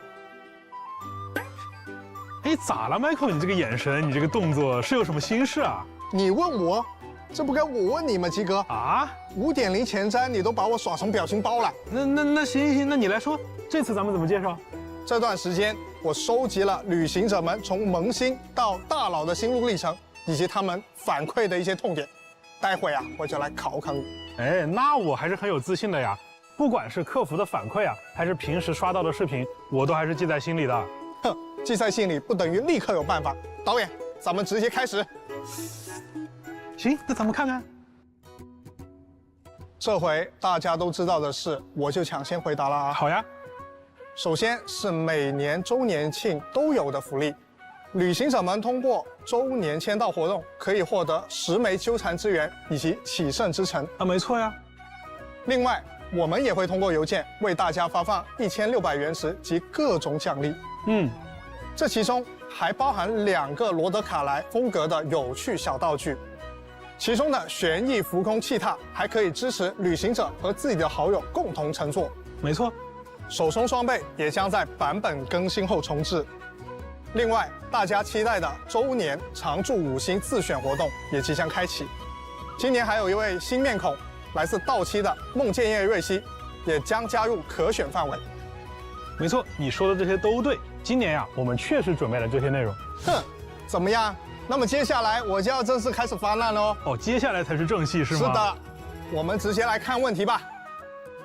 哇！你这是有备而来啊！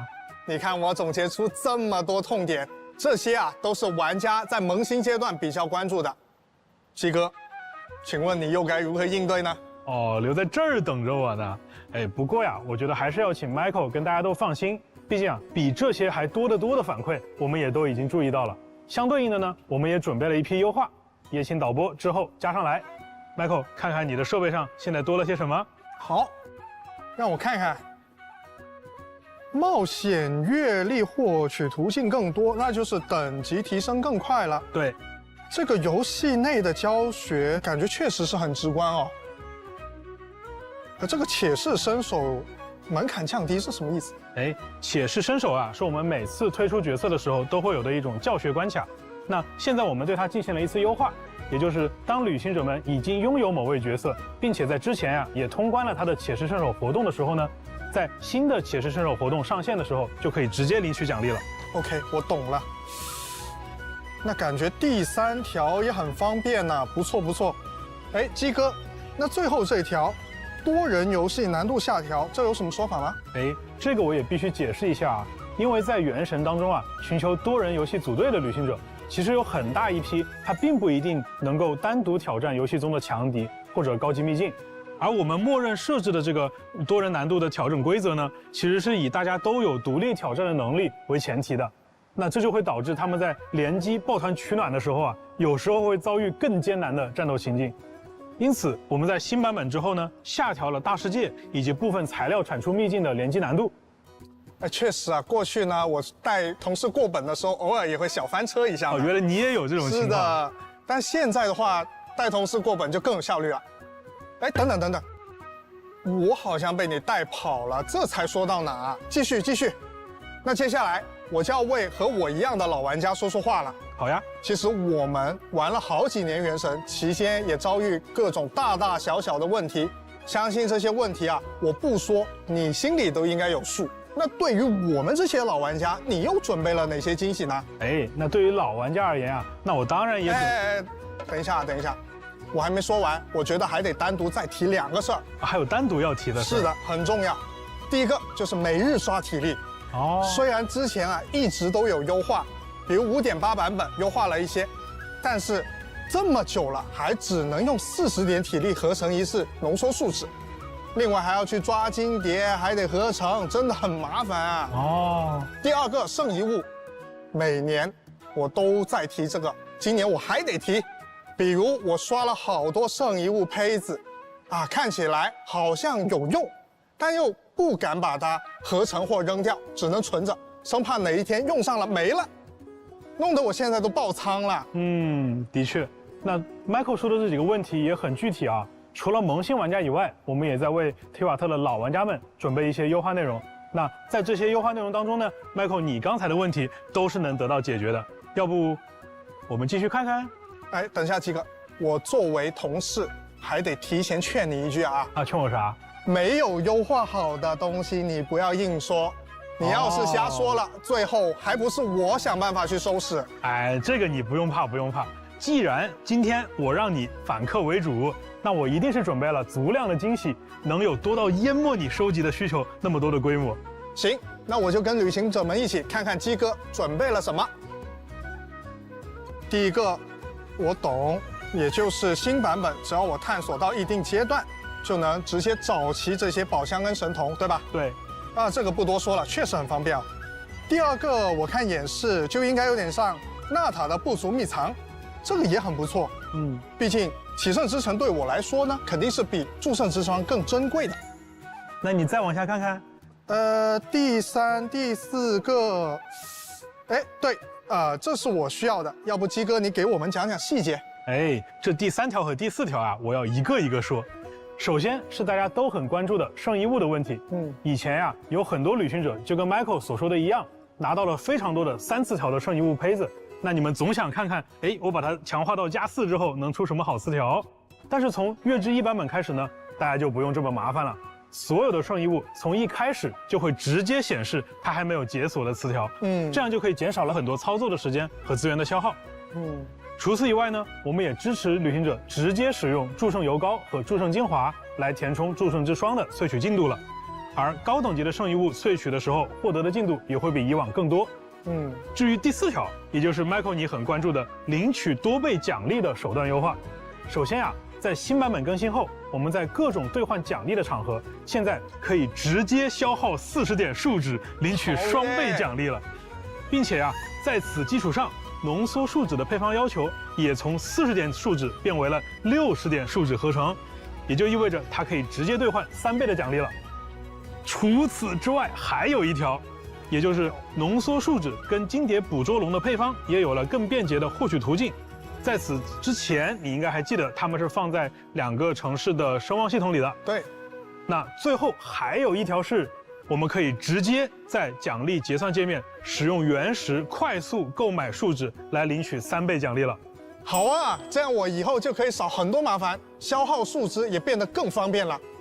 虽然这个优化很好，但我感觉你肯定还有大的没说。哎，鸡哥，你别不说话呀！我没有不说话呀，我不是把你的问题都回答完了吗？不对。这一集我看过，你肯定马上就要从椅子上拿出一摞卡片让我挑了。这回真没有 ，Michael， 我实话跟你讲，真没有。确实啊，我今天准备的东西啊，比你们想象的要多。但是啊，今年我们不搞小卡片，我们换一个形式。那接下来呢，我就和旅行者们一起来看一看，在空月之歌版本，开发组的同学还给大家带来了哪些福利和优化吧。Michael， 如果说刚才我们聊到的东西算是玩家预期当中的福利跟优化，那么接下来我要说的就是玩家嘴中的祖宗之法了。祖宗之法也要变了吗？没错，首先从月之1版本开始，在未来的5星角色卡池开放的第1周，所有的天赋突破材料和武器突破材料秘境将完全取消开放时间的限制。好耶！这样的话，我抽完角色就可以立刻拉满了。没错，就是在这一周的任何时间，你都可以刷取任何自己想要的材料了。还有另外一个好消息，旅行者们在领取周年自选5星角色的同时，我们还会同时奉上所选角色的直升60级材料。哎 ，Michael， 你还记不记得啊？之前我给大家承诺过，就是这个自选5星啊，是一个每年都有的奖励。是的。哎，但是这里有个问题，那就是对于很多后续入坑的旅行者啊，如果没有赶上这次周年庆，那就会完全错过这个奖励。确实是哦。对，所以这一次为了让新版本期间刚刚入坑的玩家也能够顺利获取这些角色，这个自选5星活动的开放时间呀，也会做相应的动态优化和调整。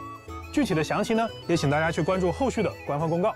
好耶，那可以说未来任何时间都是入坑原神的最佳时机了哦。是呀。不过鸡哥，我觉得虽然这些都还不错，但像我这种全勤的玩家来说，感觉也还好。确实啊，对于全勤玩家而言，你基本上都能拿到，对不对？好，那接下来的内容就没有这么简单了。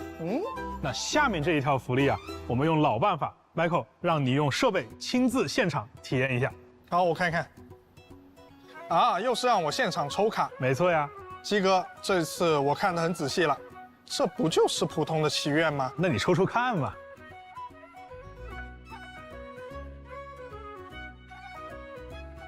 哎，我抽到了梦见月瑞希。哦。哎，不过这个角色我已经抽满了，这不相当于5折抽卡吗？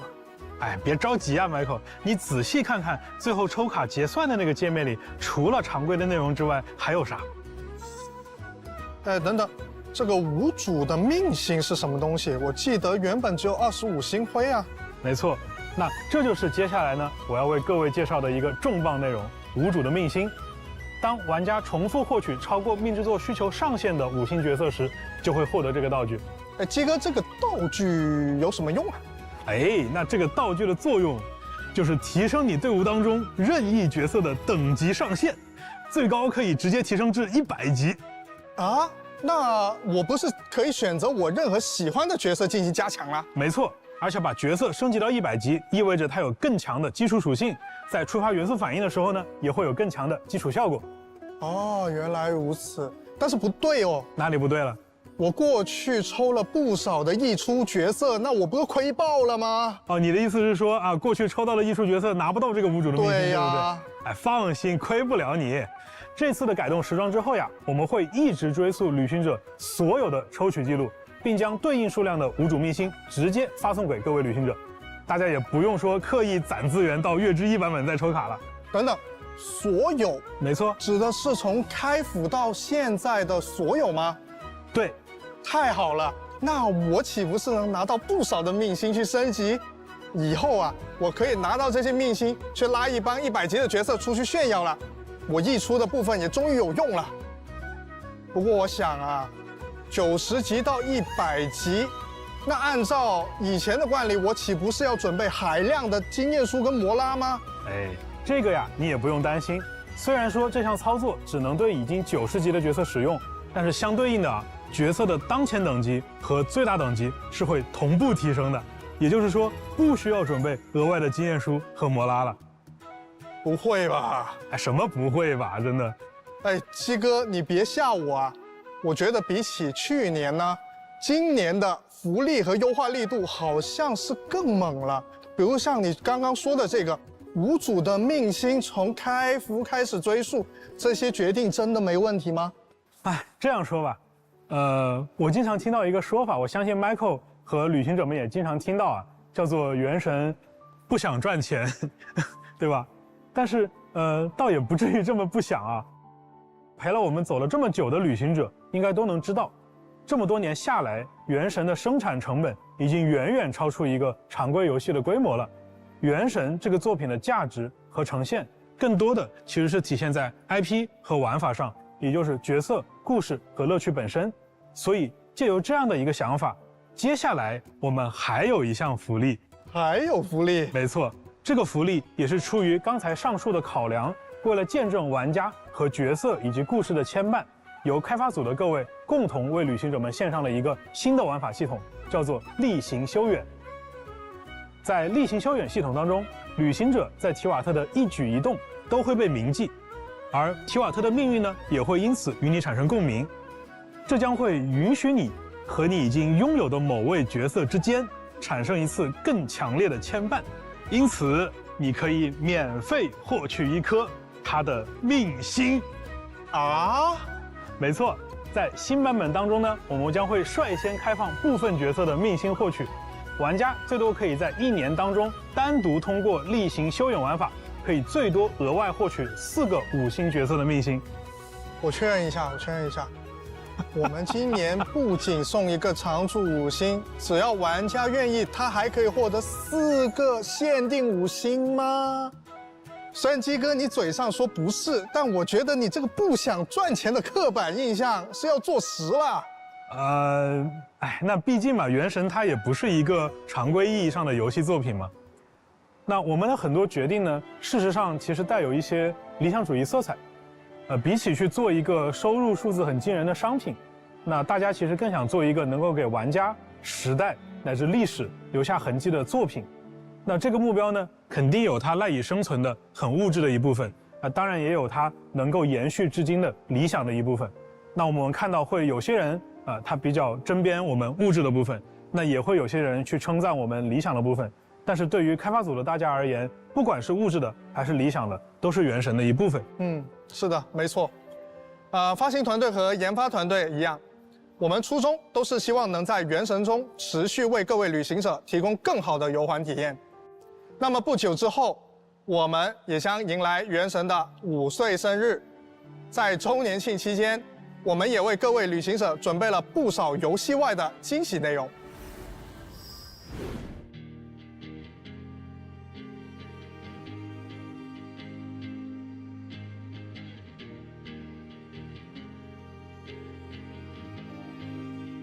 All right, we're back. Yep. Has it really been 5 years already? Yeah, next month, right? Wow, man. 5 years is a long time. But still, the devs have never stopped looking for ways to keep things fresh. Definitely. But for a newbie like me, it all feels pretty new. That's fair. Oh, and speaking of, Genshin Impact's anniversary celebration is going to look a little different this year. It's not going to be a segment of the special program. That's right. The Genshin Impact 5th anniversary celebration is getting its own video this time. So tune in on September 28th to check it out. Congratulations, Genshin Impact, on an amazing 5 years. Yes. Now, back to the devs.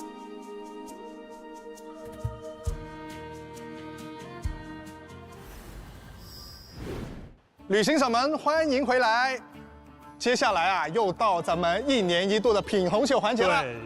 不知道今年的罗德卡莱音乐会现场又将有哪些特色的民族乐器呢？是呀，那 Michael 你还记不记得去年纳塔交响乐的现场那看得大家是热血沸腾啊！是的，而且我们的主题曲音乐，每次在大家做完魔神任务之后回头再听都能发现其中蕴含了非常多主线故事有关的讯息和细节。没错，我已经脑补到1年后又回来细细品味这个主题曲的情境了。是的，为了旅行者们这次的观看体验我们在交响乐现场开始前，请到了一位我们的老朋友，乐队指挥罗伯特先生，带着大家偷偷潜入录音幕后，一探究竟。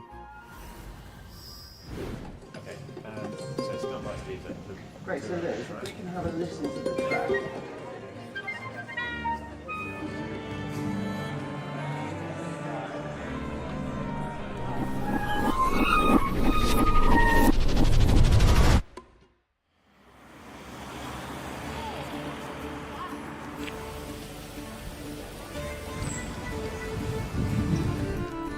Hey everybody, long time no see. Today, I'm going to take you on a behind-the-scenes look at the music production for Genshin Impact's Nod Cry. Let's go take a look. Here we go, click from 5.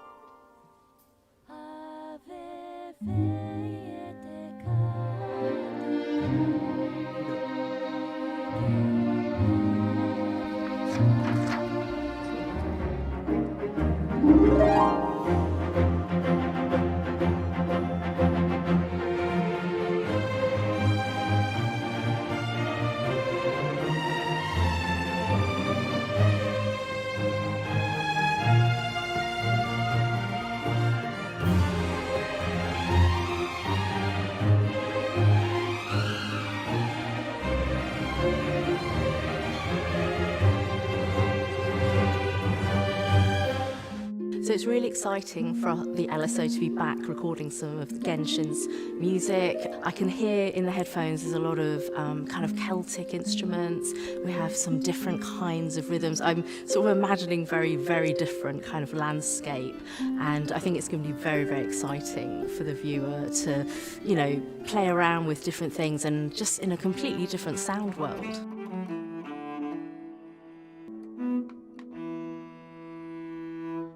Well, it's very clever writing. These soundtracks always are. So we've had a lot of kind of exciting, energetic, rhythmic stuff, but we also had some really beautiful melodies. We've got some folk instruments just in our cans at the moment, so we haven't heard those live yet. And we've been playing along with them, and there's lots of quite sort of folky melodies, and that's always really fun to play. 27. That A, maybe now it is a little lower.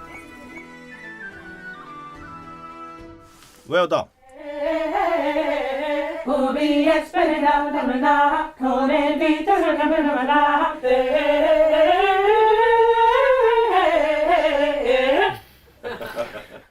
Okay, yeah. Yeah, all right, I'll be there. Okay, bye-bye. Sorry guys, but I have to go to Snezhnaya right away for some important business. So I'm going to hand over to my good friend and great conductor, Ben Foster, for the live concert. Best of luck, Ben. Thanks, Maestro. Really appreciate it.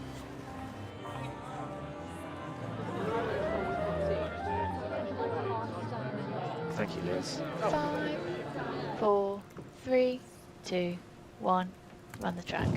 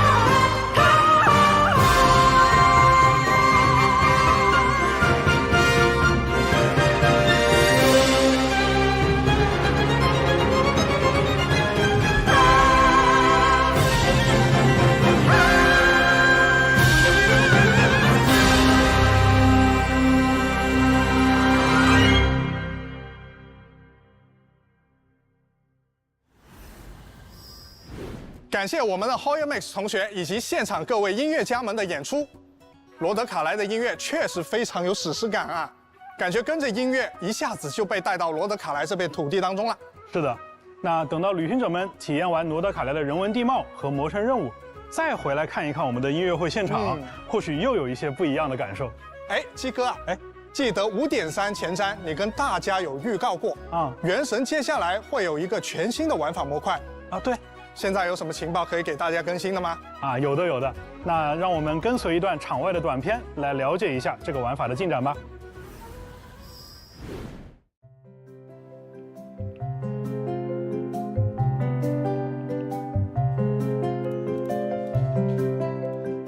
大家好，我是原神千星奇遇设计师、系统策划牛腩。我是原神千星奇遇设计师、技术策划土豆。本期视频内，我们将向大家介绍即将与各位见面的新内容，聊一聊新玩法是什么，未来有哪些开发规划，以及更多与创作生态相关的话题。让我们立刻开始吧。千星奇遇将是一个由旅行者主导的游戏世界，在这里，游戏创作者能发挥无限创意，自主开发出所有能想象到的玩法，游玩者也能够畅快地体验这些独特有趣、充满想象力的新鲜内容，并结识到更多志同道合的伙伴。模拟经营、派对游戏、对抗竞技、冒险闯关，大家能想象到的一切玩法都有机会在这里呈现。我们为创作者打造了一个强大的玩法编辑器——千星沙箱。编辑器中开放了原神几乎全量的玩法功能与资产，供创作者自由调用。基于千星沙箱，我们提供了强大的图形化编辑功能，来灵活地支持各种玩法结构。创作者可根据设计需求灵活配置关卡类型和游戏模式，将构想中的核心玩法、系统机制、美术表现等要素按照逻辑一步步串联起来，制作独一无二的游戏内容。大家也不必担心上手成本，在创作过程中，我们将提供配套的服务支持，包含阶梯式开发教程的创作者学院，促进经验共享与协作的创作者论坛，以及专业的创作者技术顾问服务等，帮助大家充分学习与应用编辑器能力。作为一项长期的企划，整个玩法系统将持续进行开发迭代。在接下来几个版本中，开发组也将为大家带来以下重要内容的更新。大家可能注意到了，在未来呢，我们还为创作者准备了全新的收益体系，玩法的制作品质和受玩家们欢迎的程度都将提升创作者的回报。我们对创作者的期望只有一条，那就是不断创作富有创意且正面积极的游戏玩法。我们诚挚邀请有灵感、有创意的游戏开发者加入千星奇遇，将奇思妙想化为现实。这将是一次崭新和大胆的尝试，一个个源自创作者的灵感火花，或许将开启新的游戏纪元。期待与大家一同前往探索充满无限可能的全新世界。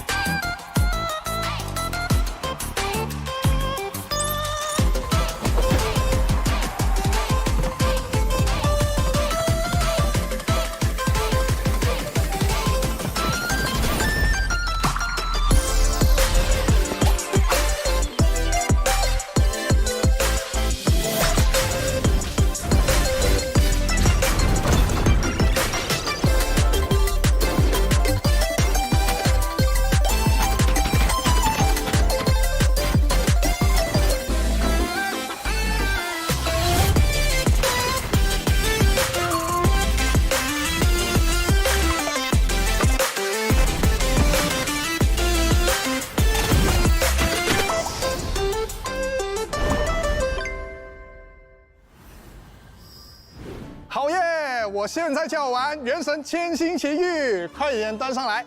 好的，那么关于《原神千星奇遇》的更多内容呢，我们也会将在未来为大家带来更详细的介绍。无论你是有奇思妙想的创作者，还是想和亲朋好友尽情玩耍的旅行者，都请期待我们的后续情报。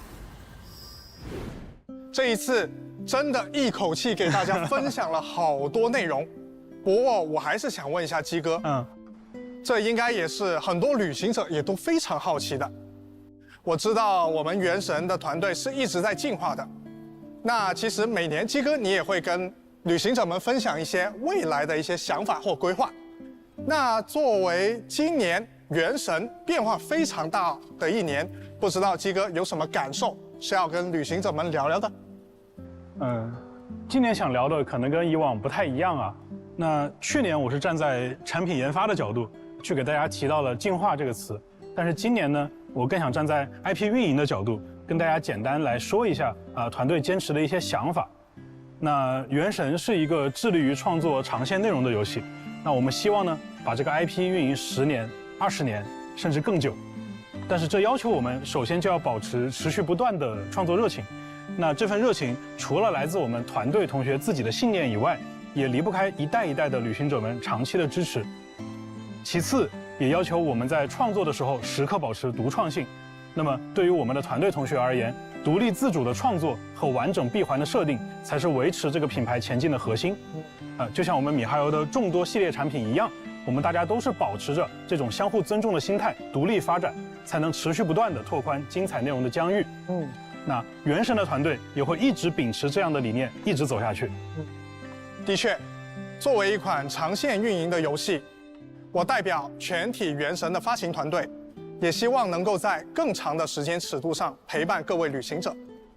其实到了第5年回头看，我们团队和我们的玩家共同经受和承担了许多起伏和坎坷，但无论经历怎样的困难，我们一直都相信，克服困难唯有一条正确的道路，那就是坚持初心，创作优秀的内容。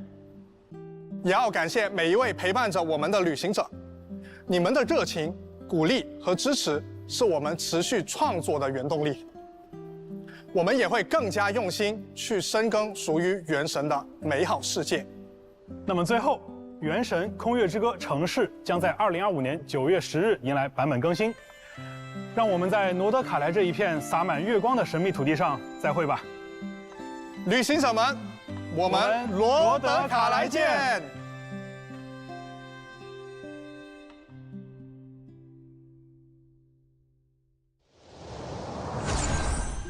Welcome back! We made it! Now, that does mark the end of the special program, but we know that was a lot of information.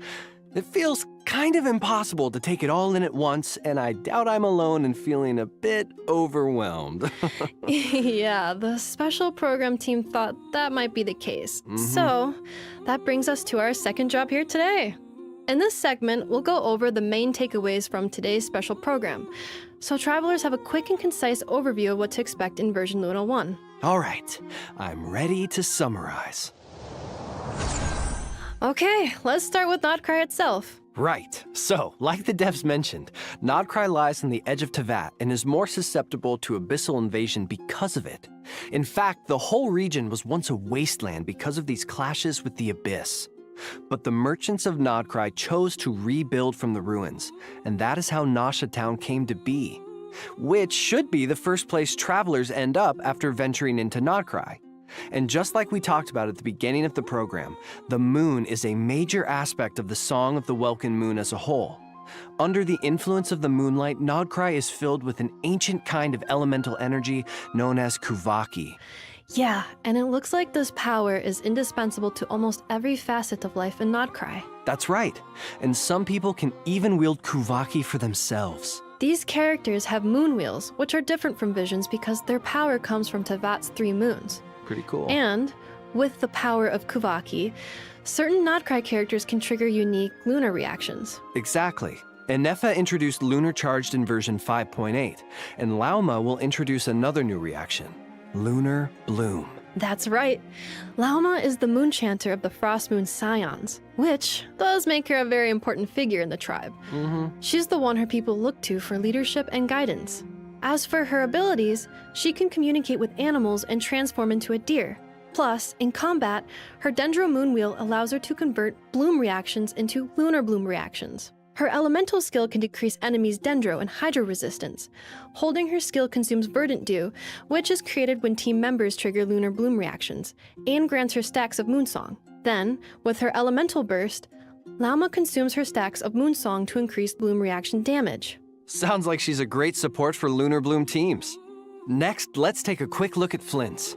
In terms of first impressions, Flint's comes off as a polite, dignified Lightkeeper with an almost aristocratic air to him.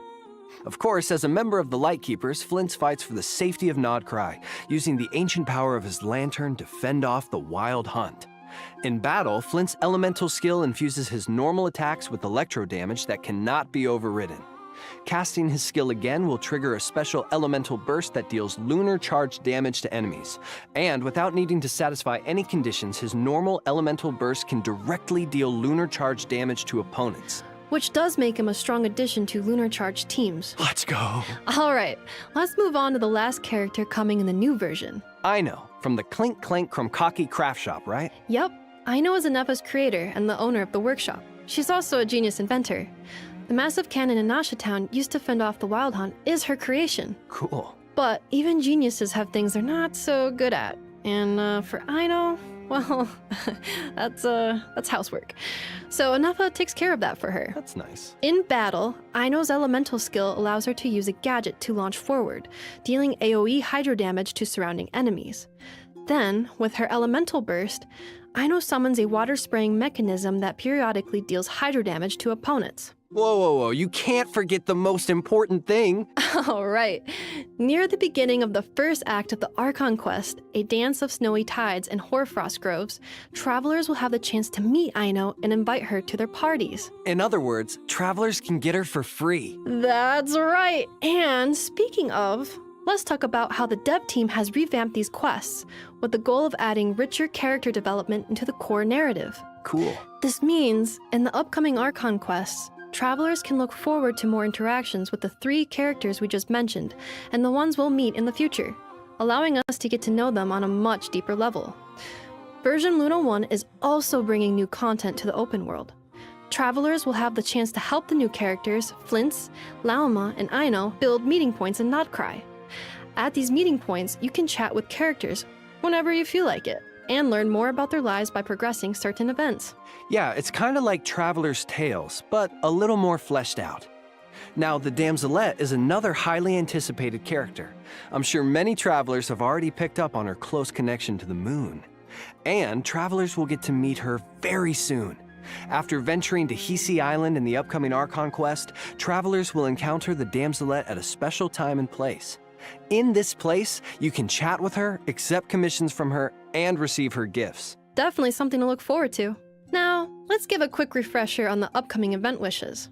In the first half of version Luna 1, travelers can look forward to event wishes from Lauma and Nahida, as well as a Sumeru-centered chronicled wish banner. And in the second half of the version, we'll have event wishes for Flint's and Yelan. In addition, Aino will receive a drop rate boost on the second half banners, so don't miss out if you're interested. Alright, now let's talk anniversary rewards and system optimizations. Starting with anniversary rewards. Travelers will receive 1,600 Primo Gems in their in-game mailbox, along with a new robot kitten pet, aww, an in-game 2-person lounge, and a variety of enhancement materials. There will also be a login event where travelers can earn a total of 10 intertwined fates, along with other rewards like resin and mora by logging in for 7 days in a row. And, of course, travelers will get to choose a standard 5-star character of their choice. And this year, Yume Mizuki will be available as one of the options. There's also the free Aino obtainable through the Archon quest. So, that's 2 new characters travelers can add to their roster for free. And finally, initial top-up bonuses will be reset after the version update. Now, let's check out the optimizations coming in the new version. Let's do it. First up are a few optimizations that should improve the adventuring experience. Adventure XP gained from exploration is being significantly increased. For example, collecting oculi will now grant adventure XP. More tips will be added to characters' trial run stages. Yeah, and there are also a few optimizations geared towards veteran travelers. Starting in version Luna 1, travelers will be able to obtain harvestable materials from the Battle Pass, making it easier to build and level characters. The devs have also expanded the number of team lineups that can be saved, making it easier to have a team ready for any scenario. There's also a big change coming to the artifact system. After obtaining a 3 substat artifact, travelers will be able to check the hidden 4th substat, which should make it a lot easier to decide if an artifact has raising potential. In addition, travelers will now be able to directly consume 40 original resin to claim rewards, and the recipe for crafting condensed resin will now cost 60 original resin. All in all, this should give travelers a break from constant crystal fly farming. Wow. Of course, these are just some of the optimizations coming in version Luna 1. More information will be available across Genshin Impact's official accounts. Next up, let's go over a few perks coming in the new version. First, when a new 5-star character or weapon receives a drop rate boost, the corresponding talent ascension material and weapon ascension material domains will be open every day for the next 7 days. Second, on top of the free standard 5-star, travelers will also receive materials to raise that character to level 60. And here's another major piece of news. In version Luna 1, once a 5-star character reaches their maximum constellation level, additional constellations obtained for them will be converted into Master List Stella Fortuna, which is an item that can be used to raise characters past the level cap to a maximum of level 100. For example, if you have a standard 5-star at C6, you could select the same 5-star from the anniversary event, earn a Master List Stella Fortuna, and use it to strengthen a different character. Plus, travelers who have obtained excess constellations in the past will receive an equal amount of Masterless Stella Fortuna in their in-game mailbox during the new version, which will give certain travelers the chance to start leveling their characters right away. Last but not least, travelers can look forward to a new long-term event in version Luna 1, To Temper Thyself and Travel Far. The objective is to reach weekly progress goals by completing daily commissions and spending resin at least 5 days a week across a 12-week period, or the duration of 2 versions. Travelers can earn various rewards for their efforts, including sanctifying elixirs. But most importantly, this event will give travelers the chance to earn a constellation for certain designated 5-star characters. For more detailed information and event guidelines, keep an eye out for future announcements. Of course, we've just scratched the surface of all the exciting content coming in version Luna 1. There's so much more to discover in-game, so be sure to check it out when the update goes live. Well, that brings us to the end of our post-show summary. Anything you want to say before we go, Nick? Yes, it has been such an honor voicing Flint's. I'm so grateful to be joining the Genshin Impact team, and I'm so excited for you all to get to adventure with him. I look forward to seeing an army of Lightkeepers out in Nodcry. I'm really excited for you, Nick. And I also can't wait for Nefa to reunite with Aino. I mean, their dynamic is just so cute. They've been apart I too love long. it, and I'm excited for everybody to see that. Yes, I agree. And this was just a brief overview. We didn't even touch on Nodcry Exploration or the Genshin Impact Miliastra mode coming in future versions. So all that to say is, this is just the beginning. Just the beginning! But it's definitely the end of today's special program. We promise. Thanks for sticking with us, travelers. Thanks, everyone, and happy adventuring in Nodcry. See you there! Oh, and don't forget about the Genshin Impact 5th anniversary celebration video dropping on September 28th. Okay, that was the last thing. I'm serious this time. Don't miss it. Bye! Bye!